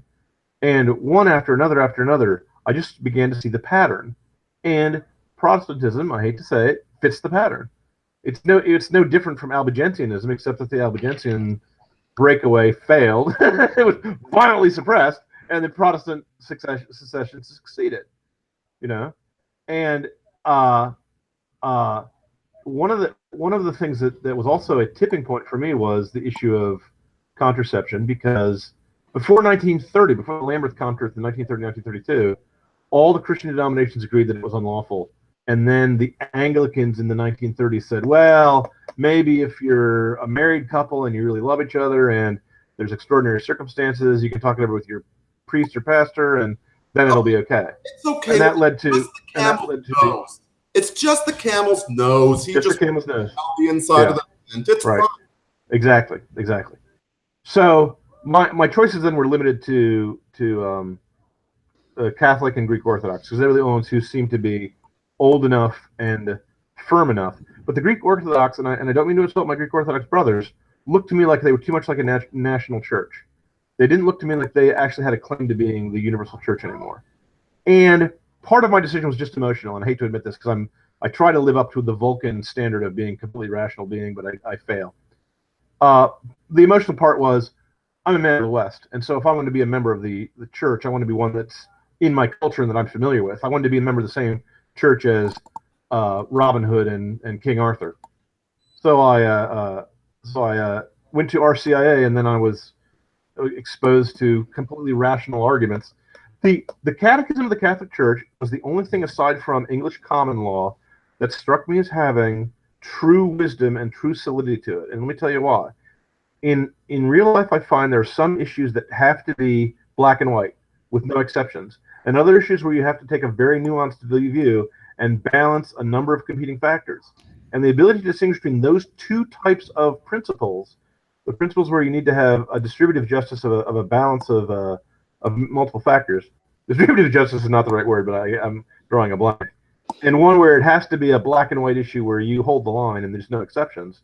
To be able to distinguish between the one and the other is actually a rather difficult process. And I do think that the Anglo-American common law has that in it. And I also saw that when I read the Catechism of the Catholic Church. So I thought that there was wisdom there, true wisdom, divine wisdom, even if nothing else was the case. And the Sola Scriptura I took to be self-refuting. The doctrine of Sola Scriptura is not only not found in the Bible, but more recent scholarly research into which books Luther threw out of the Bible shows that his method of deciding to throw them out was based on consulting the Jews of his day and age who did not have any Jewish copies of, let's say, the Wisdom of Solomon or the Second Book of Maccabees. And so they advised him that those books were put into the canon wrongly. Do you know that the books he threw out were the same ones the Pharisees threw out because they did not like Christ? Well, I was getting to that. The people he consulted were the heirs of the Pharisees. They weren't the heirs of the Sadducees, and they weren't the people that were the heirs of the priestly class. Those guys had been wiped out by the Romans. So his biblical scholarship was incorrect, and Martin Luther didn't, as far as I know, raise the sick, raise the dead, and heal the sick, and comfort the poor. He didn't show miracles to show that he was a prophet of God. He did. I mean, Mary Grady has a better claim to being a prophet of God than Martin Luther, because at least she performed miracles. Okay, so I don't know on what authority he says he can make every man his own pope and every man his own authority sufficient to interpret the Bible correctly. I'm a lawyer. I would not trust every lawyer to interpret the Constitution correctly, and lawyers have studied law. See, I'm not even sure if I trust the Supreme Court once it deviates from its ancient and honorable practice of interpreting it according to what precedent says, if you see what I'm saying. By the way, we got a super chat. We got a super chat from EC2189 Kaku saying atheists believing in disbelief. I think the context was when you were mentioning, because I went through the same thing. With atheism, as an atheist, you study it, and it's like, well, free market economy seems to be the best way to organize society. Well, you know what? Conservatism, yeah, you need to have children to have a society. And then you look at the rest of the atheists, and they're screaming bloody murder over a Republican getting elected, and they're having all sorts of sex, all of which is non-procreative. Yeah. Really good use of those logical faculties, atheists. Well, a lot of the atheists fall into two groups, and the two camps are the two heresies you mentioned before. Libertarian atheists believe that every man lives for himself and is basically just a trouserless ape, but who has higher aspirations. And the communist atheist believes that man is a meat robot who has no higher aspirations. But neither one of them have any. Both of them are erecting a castle in the clouds. They don't have any foundation to their beliefs. They don't have a proper metaphysical foundation for their beliefs. They believe that science can tell you everything about the material universe, but they can't tell you where the human mind comes from that enables us to understand the reason behind the rational universe. I mean, if you say we just evolved, then that means our brains are just that organ that happens to be useful for promoting procreation. It doesn't mean that utility tells us true from false. It might tell us useful from useless, but it certainly can't grasp things like abstractions like triangles or truth or beauty, or even mathematical concepts are non-physical. No one's ever seen a geometrical line. They're infinitely thin. You can't see that with your eye. How do you know such a thing exists? How do you know that two straight lines crossing each other have equal opposite angles? Well, you know it because of logic. Seriously, go tell that to Thunderfoot. He will lecture you about how you can see a geographic line. He drew one in AutoCAD. Such an idiot. I mean, he's such a. I could rant forever on what the must have. It must have some length. It must have some breadth. Otherwise, photons wouldn't bounce off it. Sorry, he's wrong. I've been extremely patient, and it's all been very interesting. But I need to say something to the folks in the chat. Look, I know that there are a lot of intense emotions and differing perspectives by everyone who's present. But please, people, will you exercise respect when you are speaking to each other in the chat? The Christians and the heathens and anybody else, just please respect each other when you're conducting your debates. Thank you. Christian heathens, you have to recognize you should respect each other because we have a mutual enemy. The atheists want to wipe both of us out. They may be friendly to the heathens than they are to the Christians, but they have no respect for the rule that if you do evil, it will come back at you sevenfold. They don't have any respect for the marriage oath that's protected by the father and the mother gods. They don't have any respect for your right to raise your children with your own values and beliefs. They don't have any respect for your right to have a private opinion inside your brain. Yeah. All the Christian denominations and all the heathens and everyone else who's religious, even slightly, we have a mutual enemy. So we can't afford to snipe at each other in a disrespectful way. Well, call each other by your last names. Yeah, you're in them when you're disagreeing with each other. Even those who do not subscribe to a religious faith, but who are philosophical and orient themselves toward the highest good in accordance with Aristotelian ethics and so forth. What Aurini is providing here for us is a wonderful forum for all of us who are committed to our European ethics and our culture and orienting ourselves to the highest good, to come together and reason and build bridges. So please exercise some respect and courtesy in the chat. There's a reason I start with that prayer, because that's a prayer that any man of faith and any man that values truth, goodness, and beauty can agree with. It's a prayer that offends no spiritual man. And by the way, okay, let's jump back. And I should mention, when I was an atheist, I was not one of these. I was an atheist who believed that truth was true and it was an absolute. And I was a philosopher. A philosopher is someone who loves truth. It's not just thinking truth is useful to you, okay? And that was the thing that slowly drove me one step at a time away from my atheism, because my sense of logic could not reconcile what my brain told me the universe was supposed to be like, a flat material, a machine with no hope and no goodness in it, with what my eyes saw. See, so there's a lot more. The forces of the devil have a lot. They know what we all have in common, despite our disagreements about what the name of the Queen in Heaven is, right? Right. Well, and this is why it's said that the devil's the prince of the earth. If you look at nothing but the material realm, it is hopeless. It is entropy. It is, and if you subscribe to this, and you might as well sleep around. That's what it's all ultimately for. I began. The one reason why my philosophy drove me towards theology was that modern philosophy, almost all, is just people trying to justify their sexual misbehaviors. there's really nothing to it. They're looking for excuses so they can commit sins. Now, I, as an atheist, didn't have a word sin in my vocabulary, but I did have a word for things like crime and self-destructive behavior and illogical behavior and immoral behavior. I did know what those things were. So well, I was certainly a flawed. I'm a flawed Catholic. I was a flawed atheist. But yes, even at the time, I believed in heroism. I believed in beauty. I believed in truth, and I believed in a goodness that was more than just utilitarianism. Right. I believed in some sort of inherent goodness that murdering 1 million people to benefit the civil, that's not good. I don't care if the math works out for you, Stalin. That's not good. And here's the other thing I noticed. I noticed one very simple argument I could use over and over again, almost infinitely, against any modern point of view, which would, all I did was judge it by its own standards. I would say, a relativist would come to me and he'd say, all truths are relative. And I would say, well, what about your truth?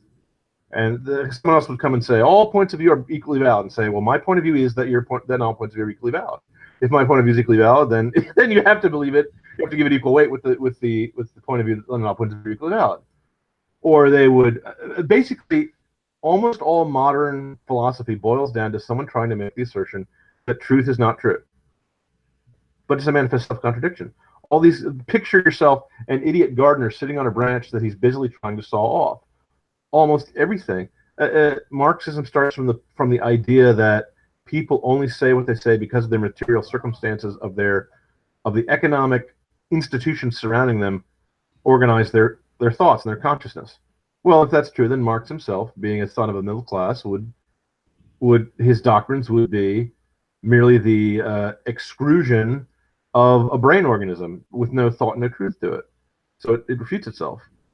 Yes. The belief that morality is only man-made and therefore can be overturned by man is a belief you believe only if you don't, even to argue whether that's true or false, you have to decide whether to be honest or not, whether you abide by the rule that honesty is better than dishonesty. But that's a moral rule.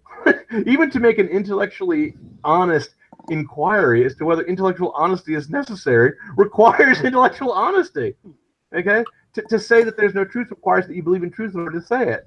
To argue that the human mind is innately warped by our race and sex and culture, never to be logical, is itself to make a logical argument appealing to our sense of logic. And on and on and on. And all of these, Nietzsche does it too. Hegel does it too. And on and on. Let me get some super chats here. We got Viral Journey says US $5 and says Sola Scriptura is borderline idolatry. You need to know history and tradition to understand your metaphysical place as a Christian in the present day. And absolutely. It also devolves to numerology. It also devolves to numerology. Do you see the way they pitch Bible verses at each other, almost like spells? Yeah. So at the worst level, it's really spiritually. It really, I think it's. I'm repelled by it. I grew up around it though. So. Well, I'm not repelled by it, but I do notice that Trinitarianism is something that all the mainstream Protestants is not in the Bible. That was decided upon by the early councils, the Council of Nicaea, and so on and so forth.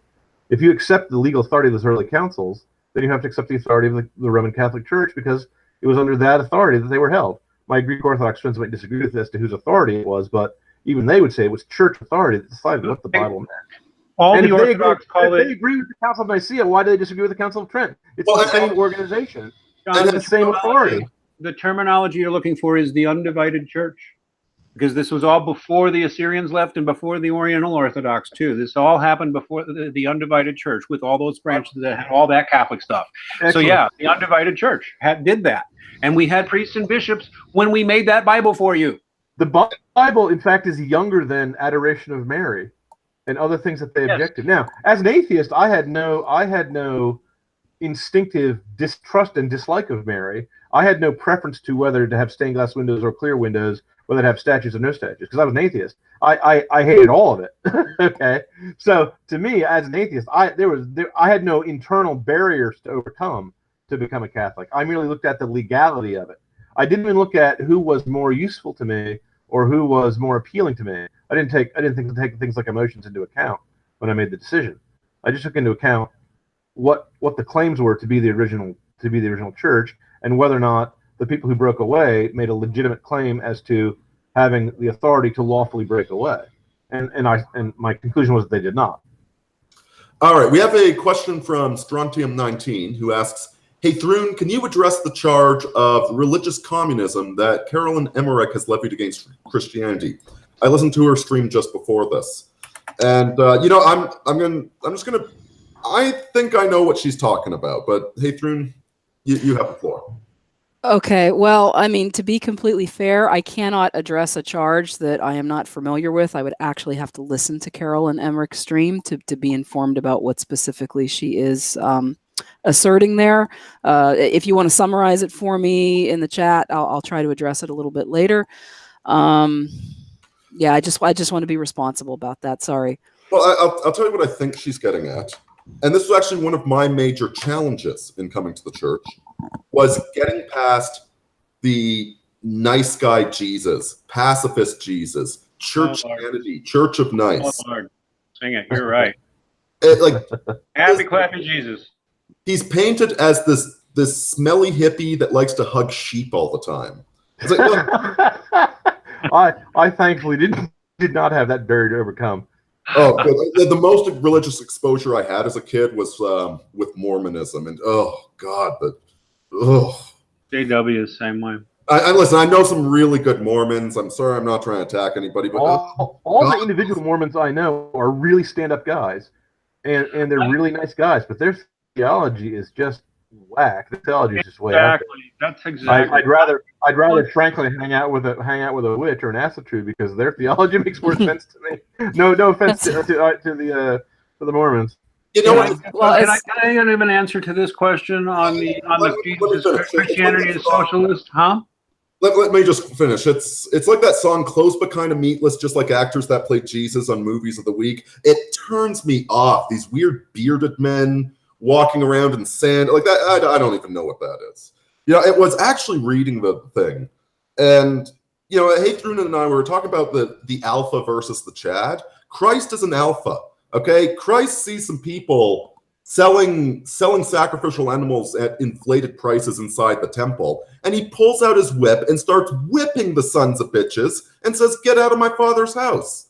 He tells his followers, "Sell your cloak and buy a sword." He says, like, listen, somebody doesn't want to follow you? F them. Kick the dust off your sandals, go to the next door. It's there. And he says, if you want to follow me, pick up a cross, which is what you do when you're going to the execution ground. He's not saying, come with me to the nice flowery meadow and dance a dance of kindness. He's saying you're gonna be reviled and spat upon and tortured and bound and killed if you follow me.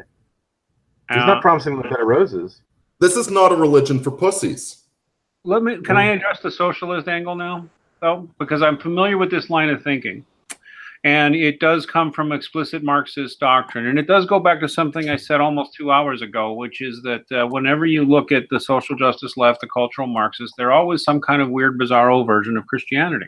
And people who have either a shallow read of the Bible or an axe to grind against Christians, or just come from a primitive sola scriptura tradition, can really look at the Bible and say, yes, you're supposed to give up all your property. There's passages where, you know, all those followers gave up everything. And if you interpret the whole thing shallowly, you'll come to that conclusion that you know, Christianity is inherently socialist. But that's because that's an intentionally primitive and ultimately Marxist derived, I believe. Probably, I'm not accusing this lady of anything, because there's a lot of people don't know where these ideas came from. and because it's been, these ideas have been inserted into culture. So there's no accusation, but I would bet this is where it's coming from. Jesus as a socialist is something that Marxists have been peddling for more than 100 years. And liberal liberation theology and all that. And here's the thing: it's always a warped perversion. Christians are absolutely required to give things to the poor and to help the needy. Absolutely. We are individually required to do that. We are not supposed to form a collective where we decide how best to distribute resources. Christ doesn't say, steal your neighbor's cloak and give that to the poor. He never says that. The vow of poverty is a special spiritual adventure set aside for those who are called to that kind of thing. Guys like monks or the early apostles. The guy who was talking to, the rich young man he was talking to, asked him, "What do I need to do to be perfect?" And Christ answered that question differently than when the guy says, "What do I need to do to see the kingdom of God? What do I need to do to get eternal life?" Because when the answer to the first question is obey the Ten Commandments and do the will of the Father. The answer to the second one is sell all your goods, give it everything to the poor. But he's asking that guy if he's willing to take the special spiritual adventure of becoming a priest or a bishop or a monk. Say the difference is a Marxist now thinks everyone should live like monks.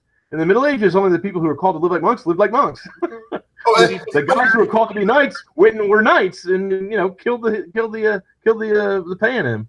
Traditionally, it's also understood that the very earliest Christians, those in the book of Acts, were all forming the very earliest church. They were going to form the bishops, the priests, and the very rock of the community, and they were expected that. Later on in the Bible, and as Christianity developed in the first couple of centuries, including St. Paul himself, so this is even in the Bible itself, it became plain that no, Christians are going to have to support themselves, and they're not required to. Again, the ideal might be to live communitarianly, and people who join full-on religious communities become monastics and do that. But it's been understood from the beginning, Christians are supposed to support themselves or find a way in society. You are supposed to contribute. You are supposed to first take care of yourself, then you are to take care of those immediately nearest to you, your family, and then your neighbors and your community, and then and it goes, and you're supposed to go in that bottom-up order. First, it's on you to take care of yourself.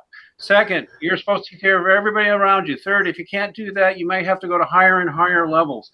What's happened with the modern thinking is that it's completely inverted that model. So it's got the same assumption of moral. Can I interrupt? Can I interrupt for a Protestant numbered spell at you? He who does not work shall not eat is from 2 Thessalonians 3:10. So there we go. Yeah, it's all over the Bible. When Christ says to that guy, "Oh, you want to follow me? Sell all your worldly possessions." He was saying it to that guy. That guy who was asking. I thought the guy was asking to be an apostle.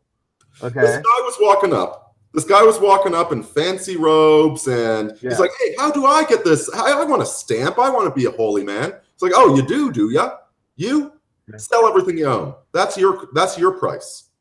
Hey, I don't know if you've paid similar price. Like, if you want to be holy, you got to pay the price. For some of us, sell your worldly possessions. For others, be willing to die for the sake of your nation.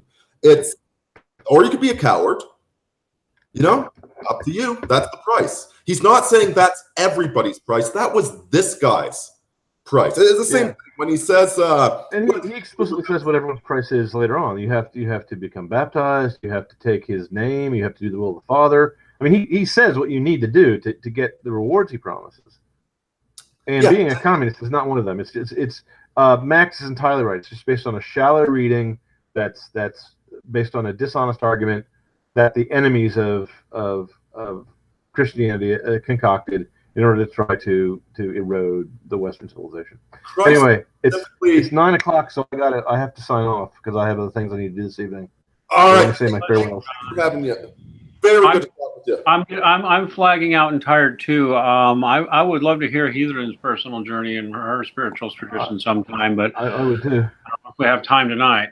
God bless you, John. Talk to you soon. God bless you. And you and I have a date on, I think, this coming Wednesday. First Wednesday of October, so that'll be in October 3rd. October 3rd. Okay. See you, sir. Adios. God bless you all. Pleasure meeting you guys. God bless you. God bless. And you know what? I'm going to... Christ actually specifically tells off Judas for promoting socialism.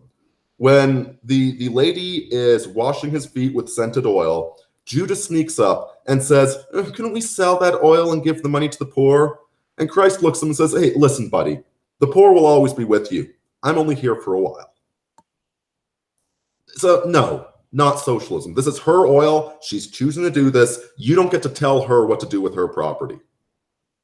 So I do feel where Carolyn's coming from, that there is, the church of soy is very rampant these days, but it's heretical. It's not the church itself. Now, hey, Thrun, we got a lot of comments. We got some cleaning up to do. I know. Sorry. I had to step away for a moment because I had to use the bathroom, but I was very patient. Some people had some questions. Go ahead. Yes, hey Thrun, can you address the... oh wait, sorry, I read that one. Viral Journey says, hey Thrun, what's your opinion of the Carthaginian and Babylonian paganism? I don't have one. I'm a Germanic heathen. That's really my area of concentration. So I mean, again, I'm kind of outside of my area there. Sorry. Well, I'll give you my opinion. Is something went very foul with the Indo-Europeans when they went south. When they went east into India, things more or less remained okay. Indians are fine people. It just they're quite distinct from Europeans by this point. When the Indo-Europeans went west, things were okay. But when they went south, something really twisted happened. And the Indo-European gods became demonic. So you look at, again, look, I'm not specifically talking about Marduk or whomever. There was some good in all of that.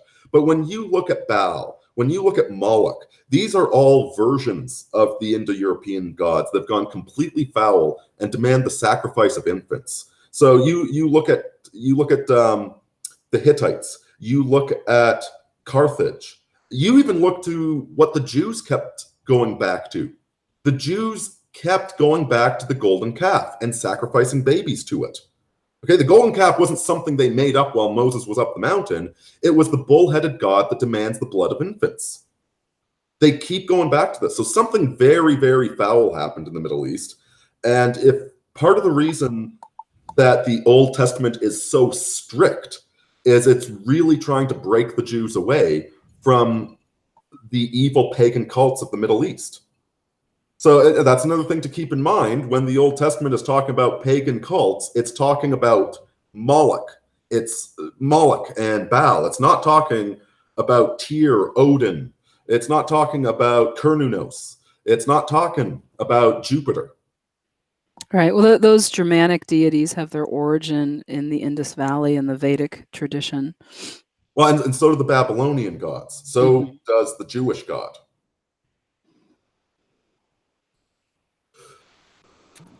It's a weird thing. It's a complex thing. Yeah. But it's quite interesting how they're still worshiping the same gods as the Carthaginians and the golden calf. Like in today's world, out in Hollywood, they're worshiping those gods. Hillary Clinton's worshiping those gods. Are there any other questions from the chat? I feel a little badly that I wasn't able to answer some of the earlier super chats, either because I didn't feel qualified based on my knowledge, or I think that was pretty much the reason.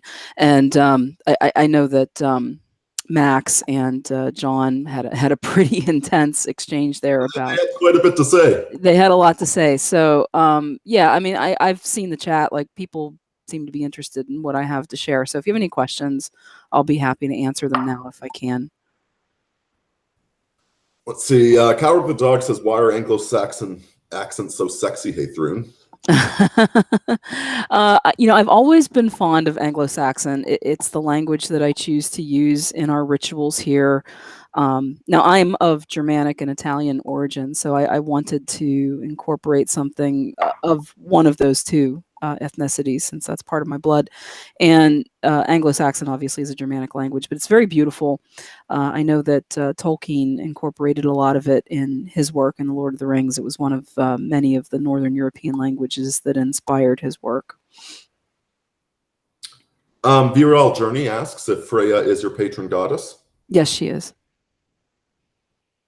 You know, there's a topic. I wonder if you wanted to speak to this.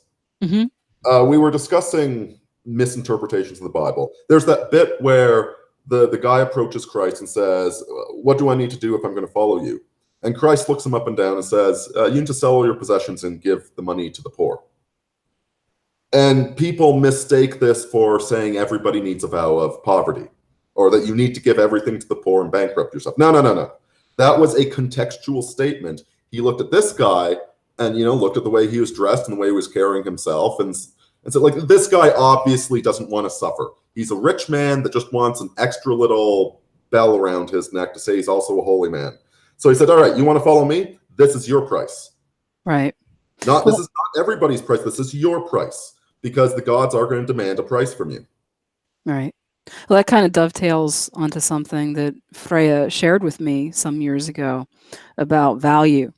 And she said to me, whatever it is that you believe that you value, cast it into the fire and see if it burns. Test it, prove it. If it burns up and turns to ashes, then it was never yours to begin with, and you shouldn't mourn the loss of it. But if it endures, it is yours forever, and no one can take it from you. And then she said to me, what would you rather have for your wealth in this world? A pocket full of diamonds or a pocket full of coal?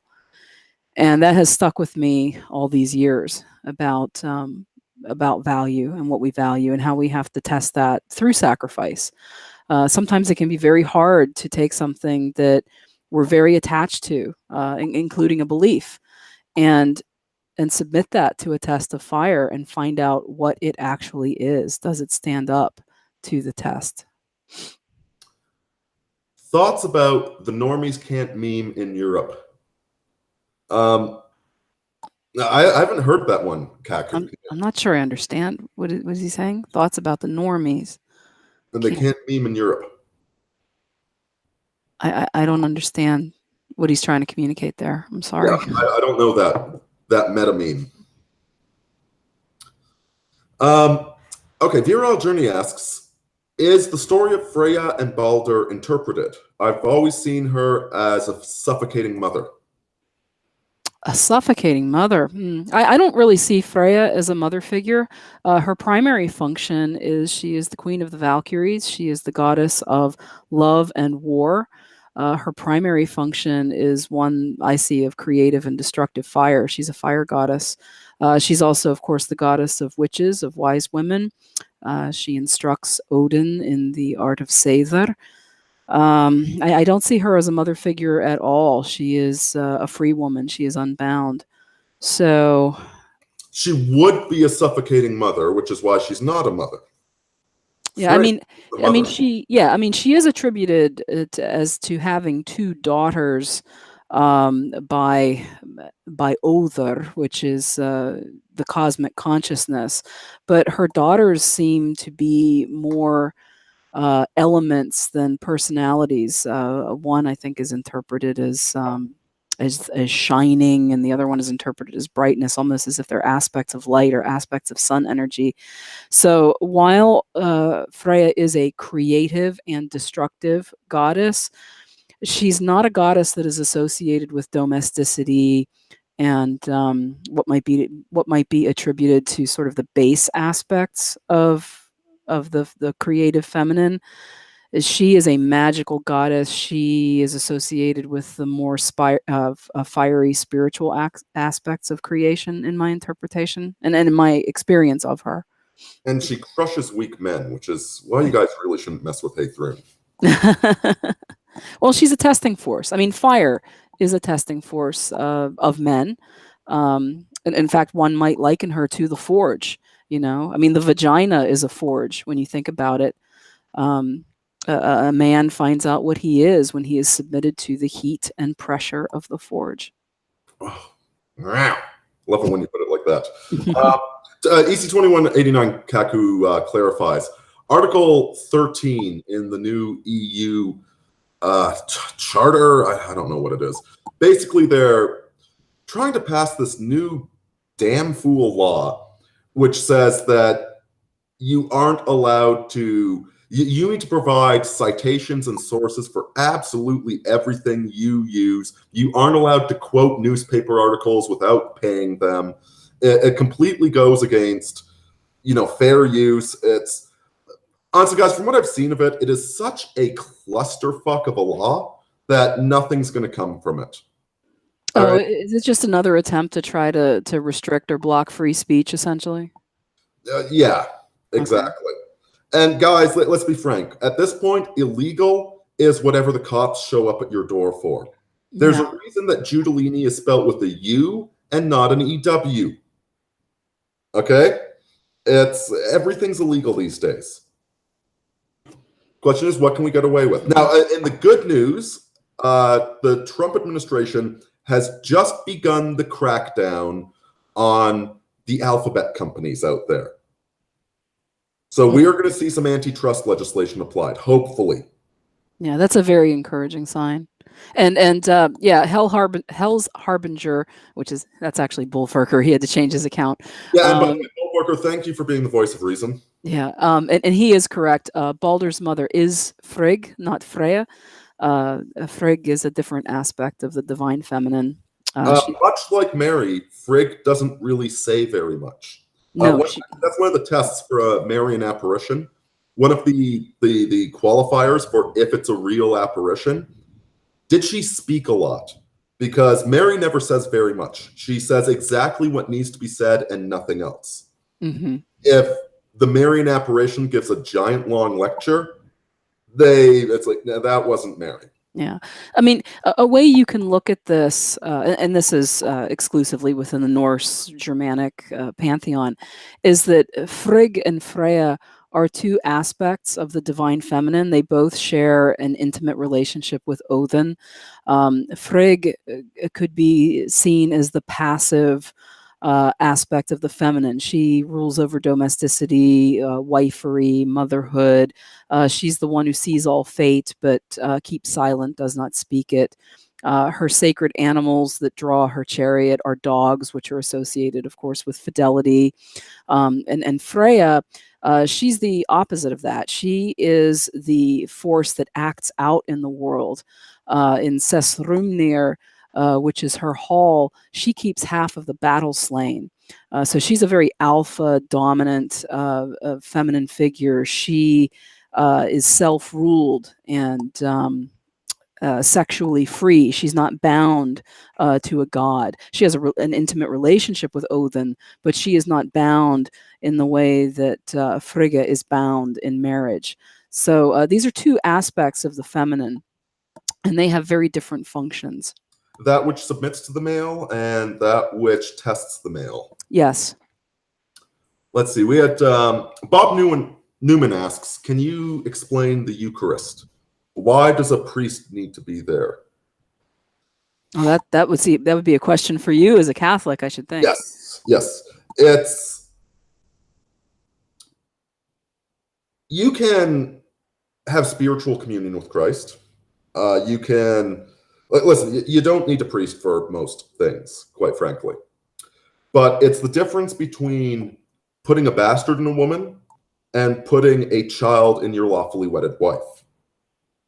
The priest is authorized through the church, through the apostolic succession, and through the catechism, that the priest knows what the standards are. It's the difference between a police officer arresting somebody and a citizen's arrest.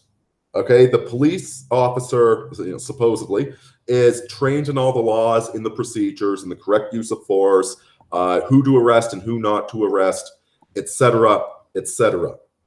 The priest is trained in all of that. The priest has been given special commission, the same way that when you're married, you're given special commission to create a child with your woman. And that is a child made in a lawfully wedded union. It's not a bastard. So the priests have been given that because we do need the tradition. We need the common law. We need the catechism for all of that to happen. You can't have just any jackass picking up a magic wand and claiming to be a gay black man that worships Frig. So that's why it's exclusively for priests. I hope that answers your question. And it is a supernatural thing. Okay? 99.9% of the time, it's going to look like a wafer and some wine. Every once in a while, it does turn into the flesh of a human heart and blood that's always AB negative. Every once in a while. Mm-hmm. But God says that it's transubstantiated. And he can do whatever he wants because he's God. So if he says that this wafer that tastes like a wafer is actually the flesh of Christ, I take his word for it. Viral Journey sends you us $5 and says, well, and by the way, Strontium 19 sends $5 of gifts. Thank you, brother. Viral Journey says, last question. Do you see the pagan community shifting more right in the near future? Because a lot of the pagans appear to be leftist. Okay. I will speak exclusively to the heathen community. I do view the pagan community and the heathen community as being separate communities. And within the heathen community, I consider the folkish heathens the only true heathens. There are leftist ideologues who like to LARP and attach themselves to our heathen mythology and culture, but they really do not practice folkish heathenry in any true form that I've been able to observe. That being said, folkish heathens are right in their political leanings. We are true conservatives. We observe natural law. We observe folkism. We subscribe to the ways, traditions, law, and thew of our ancestors. So I don't think it's so much of shifting more right in the near future. I think what we are going to see is more folkish heathens acting out in the world, being more active, being more present, being more visible, organizing. Tribalism is going to become more pronounced, I think, in the future. And that's a good thing. You know, one of the things that I'm very passionate about is helping European people come back to their folk. I don't care so much whether a European chooses to see our gods and our truth through the lens of heathenry or Christianity or even agnostic philosophy. What I care about is, are they coming back to their roots? Are they coming back to the ways of their ancestors? Are they coming back to blood and soil and to folk soul? So whatever I can do to help bring people back to their roots, that's something that I'm passionate about doing. And I hope you guys noticed all the kind words Mr. Wright had for Haythroon. And by the way, it's Bulwarker. Where's his comment? He said, leftist pagans are universalists and not true heathens, as they do not honor their ancestors. Right. Absolutely. And judging heathens by the behavior of universalists is like judging Christians by the behavior of evangelicals, or by homosexual infiltrators that join, not men tempted by homosexuality, but homosexual Marxists that intentionally infiltrated the Catholic Church. Okay, those men are not the Catholic Church. Yes, it's a cancer that we need to excise. Okay, it might be a fatal cancer, but the cancer is not the individual. You don't look at an individual dying of cancer and look at them and say, oh, you just don't want to live. Mm-hmm. No. That's cancer killing them. Yeah. So, I mean, I just want to say I'm happy to continue this conversation for at least another 15 minutes or so if people have questions. I know that tonight's show was pretty heavily monopolized by the guests, as it should be. They were Aurini's guests, but I was following the chat. I'd rather have them monopolize it than say absolutely nothing. Make me right. And it was a wonderful conversation. I was enjoying it. I just, I didn't get a chance to address as many of the comments and questions that were coming up in the chat. So, yeah, if anybody has any additional questions, I'm happy to answer them as long as Aurini wants to continue. Yeah, I think another 50. We don't want to go for 5 hours because nobody listens. Okay. Ain't nobody got time for that. and while we're waiting for some questions to come in, just a couple of shout outs. I want to thank Tom Bombadil for doing an awesome job moderating tonight. It got pretty heated, so thanks so much for trying to keep the peace there. And yeah, Hell's Harbinger, who's actually my friend and warder, Bullforker. Thanks for being the voice of reason where you could. John Steele, thank you for your generosity. Thanks to everybody who supported and came out with super chats. That's wonderful. And for all of you who were respectfully debating, thank you for doing that. Well, and I want to get Steele on, possibly next Sunday if he's free. Mm-hmm. I wasn't really bringing any guests on tonight. We, quite frankly, we had a couple of guests with a lot to say. Mm-hmm. Mm-hmm.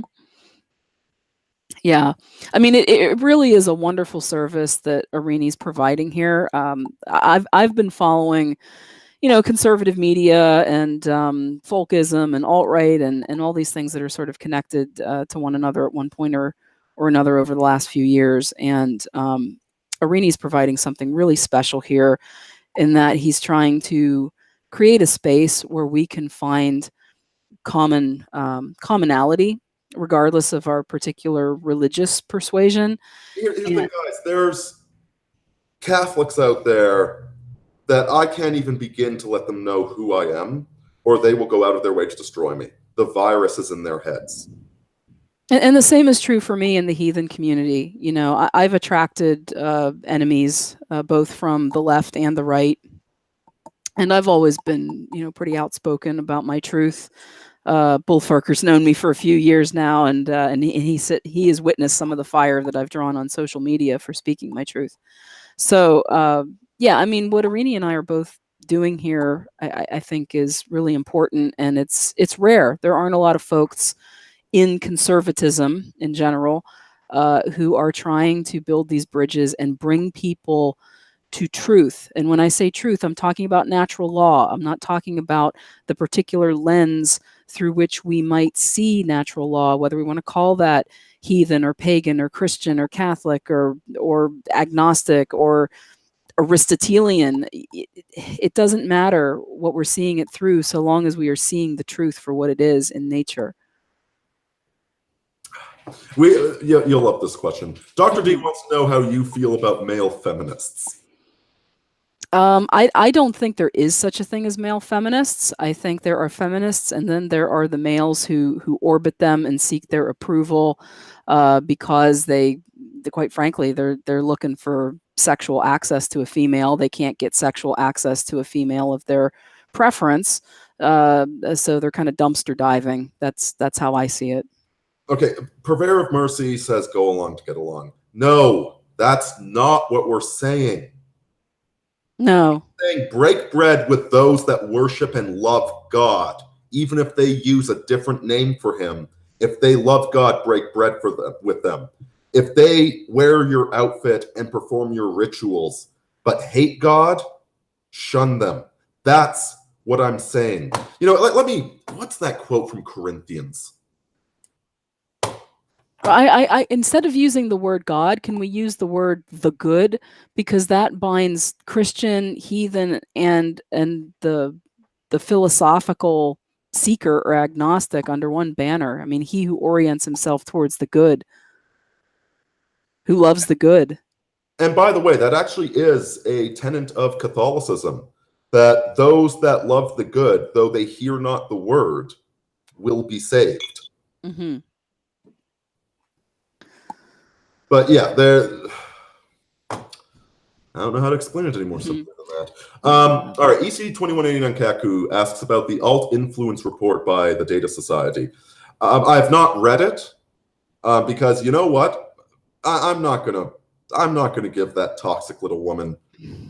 But I'm not going to give her my energy or time. There is a really good podcast by Frame Game Radio where he discussed it. Mm-hmm. And it's basically she's applying data analytics, which by the way, guys, this is one of the new. If you can get into data analytics, do it. This is one of the few areas of technology that's revolutionary right now. Okay, most other areas of technology are not revolutionary. They are going to go the way of the dodo. They're going to become Indian programmers, or they'll become algorithms doing it all for you. Data analysis is one of the growing fields. But yeah, she does this data analysis, draw a map of the alternative influencers, and guys, this is just the very tip of the radar. Okay, this woman's an amateur doing all of this. Trust me, Amazon and Google have far, far better networks on all of us. You know, like Google knows that well, I'm not going to say, but they know, not that it's a huge secret, they know who my banking provider is. So when I see ads about banking on YouTube, they're always from my bank. They know that. They have got a whole network on me, and they can process that data in 12 different dimensions. And if they have somebody remotely competent, they can find out who's important and who needs to be silenced. This is why they're going after Roosh, by the way. Roosh is a nexus for a lot of different people. People like me, people like Quintus Curtius, people that are more of the Chad lifestyle. Roosh is a nexus. He is like Paul Revere. Paul Revere, yeah, it's like two lights by sea, something like that. Paul Revere's importance is that during the Revolutionary War, he was the guy that knew everybody. He was the guy that introduced one another. If you could have killed Paul Revere, there would have been no American Revolution. There just would have been isolated pockets of dissidents. Mm-hmm. Very briefly, Rattle Grebdron, what do you think about the connections between Germanic and Vedic mythology? In Tacitus's Germania, he mentions Manus, Manar, equaling man, son of Tusto, and Vedic Manu, son of Tuastar. It's the same religion. We see Indra as Thor. We see, I believe, Brahma would be the equivalent of Odin. It's the same religion. If you take a look at the archetypes, strip away the names, it's the same thing. There was another one here. And by the way, also look at the patterns in these things. This is part of the reasons that you can tell that the European paganism is fair, not foul. First of all, that it integrated perfectly with the Catholic Church, and second, that it's telling the same myths as the Catholic Church. Right. Just strip away all the window dressing, guys, and look at the core archetypes. You know, like look at them through Jungian eyes, and you will see what I'm talking about here. And please don't go all Thunderfoot on me and think that when I say myth, I mean something that's not true. No, I mean something that's truer than true. Right. Dr. D, question, would Freya support male feminists? No, I don't think she would. Kaku, read the old influence. Oh, you had already read that one. Freya's hall is not full of cabana boys. No. She takes the bravest and the best. Strontium 19. Heathrun, can you address the difference between the universality of Christianity and other universalism? I think that Christianity has been interpreted in different ways. Christian universalism, I think, is no different than the universalism we see in neo-Marxism. That being said, there is a Germanic interpretation of Christianity that I think is wholly masculine and folkish, and is actually congruent with our own Germanic heathenism. But that's a conversation for another day.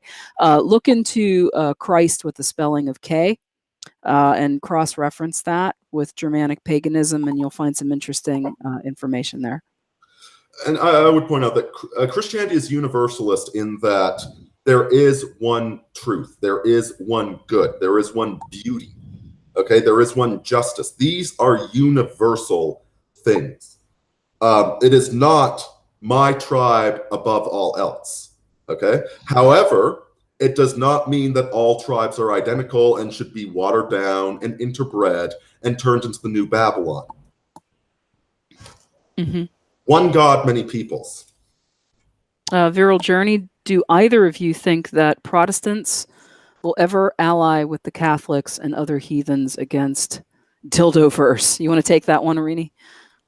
Some will. However, well, there's a joke. The one thing that two YouTubers can agree upon is that another YouTuber is an asshole. There seems to be Protestants can't agree on anything, but they can all agree that they hate Catholics. A lot of Protestants are very, very wrapped up. You know, this is something I keep trying to explain this to people. Are you interested in being right, or are you interested in winning? Mm-hmm. You know, there have been a few arguments I've been in recently. I won't name the arguments. I'm sure some of you guys can figure out which ones they are. And you know what? I could post about 12 debunking videos explaining why I was right. And what a massive waste of my time that would be. Guys, I have so much I'm working on right now. The fact that I came down with this head cold is really frustrating because I had a lot of stuff I was planning to do this weekend. Very productive stuff that I want you guys to see the effects of it, okay? I want this thing to grow into, I want to blossom into something that's going to help all of you guys. And I couldn't do any of that this weekend because I was so bloody sick. So that was very frustrating. But imagine if I were spending all my time winning arguments on the internet with people that really don't matter, right? But so many Protestants are interested in being right. I'm not interested in being right. I'm interested in winning. I'm interested in going somewhere. And you know, those that want to win, those that want to build something, those that want to survive, those ones will ally with us. Those that want to point out that they're smarter than everybody else, well, they will be smarter than everybody else right up to the point of the grave. And that's why I'm on this podcast every Sunday instead of somewhere else. Because I support what you're doing. And likewise. Thank you.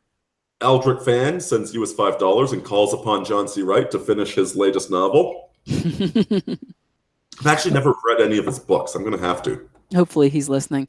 I really enjoyed the chat tonight. It was a little exhausting because it was so intense and like nobody came up for air. Yeah, I know. Yeah.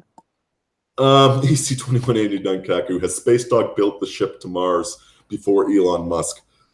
You know what? She has a better odds of building a spaceship that goes to Mars before he does. Drink a shot of ginger and lemon juice with honey. Oh man, that sounds like a great idea, actually. Yeah.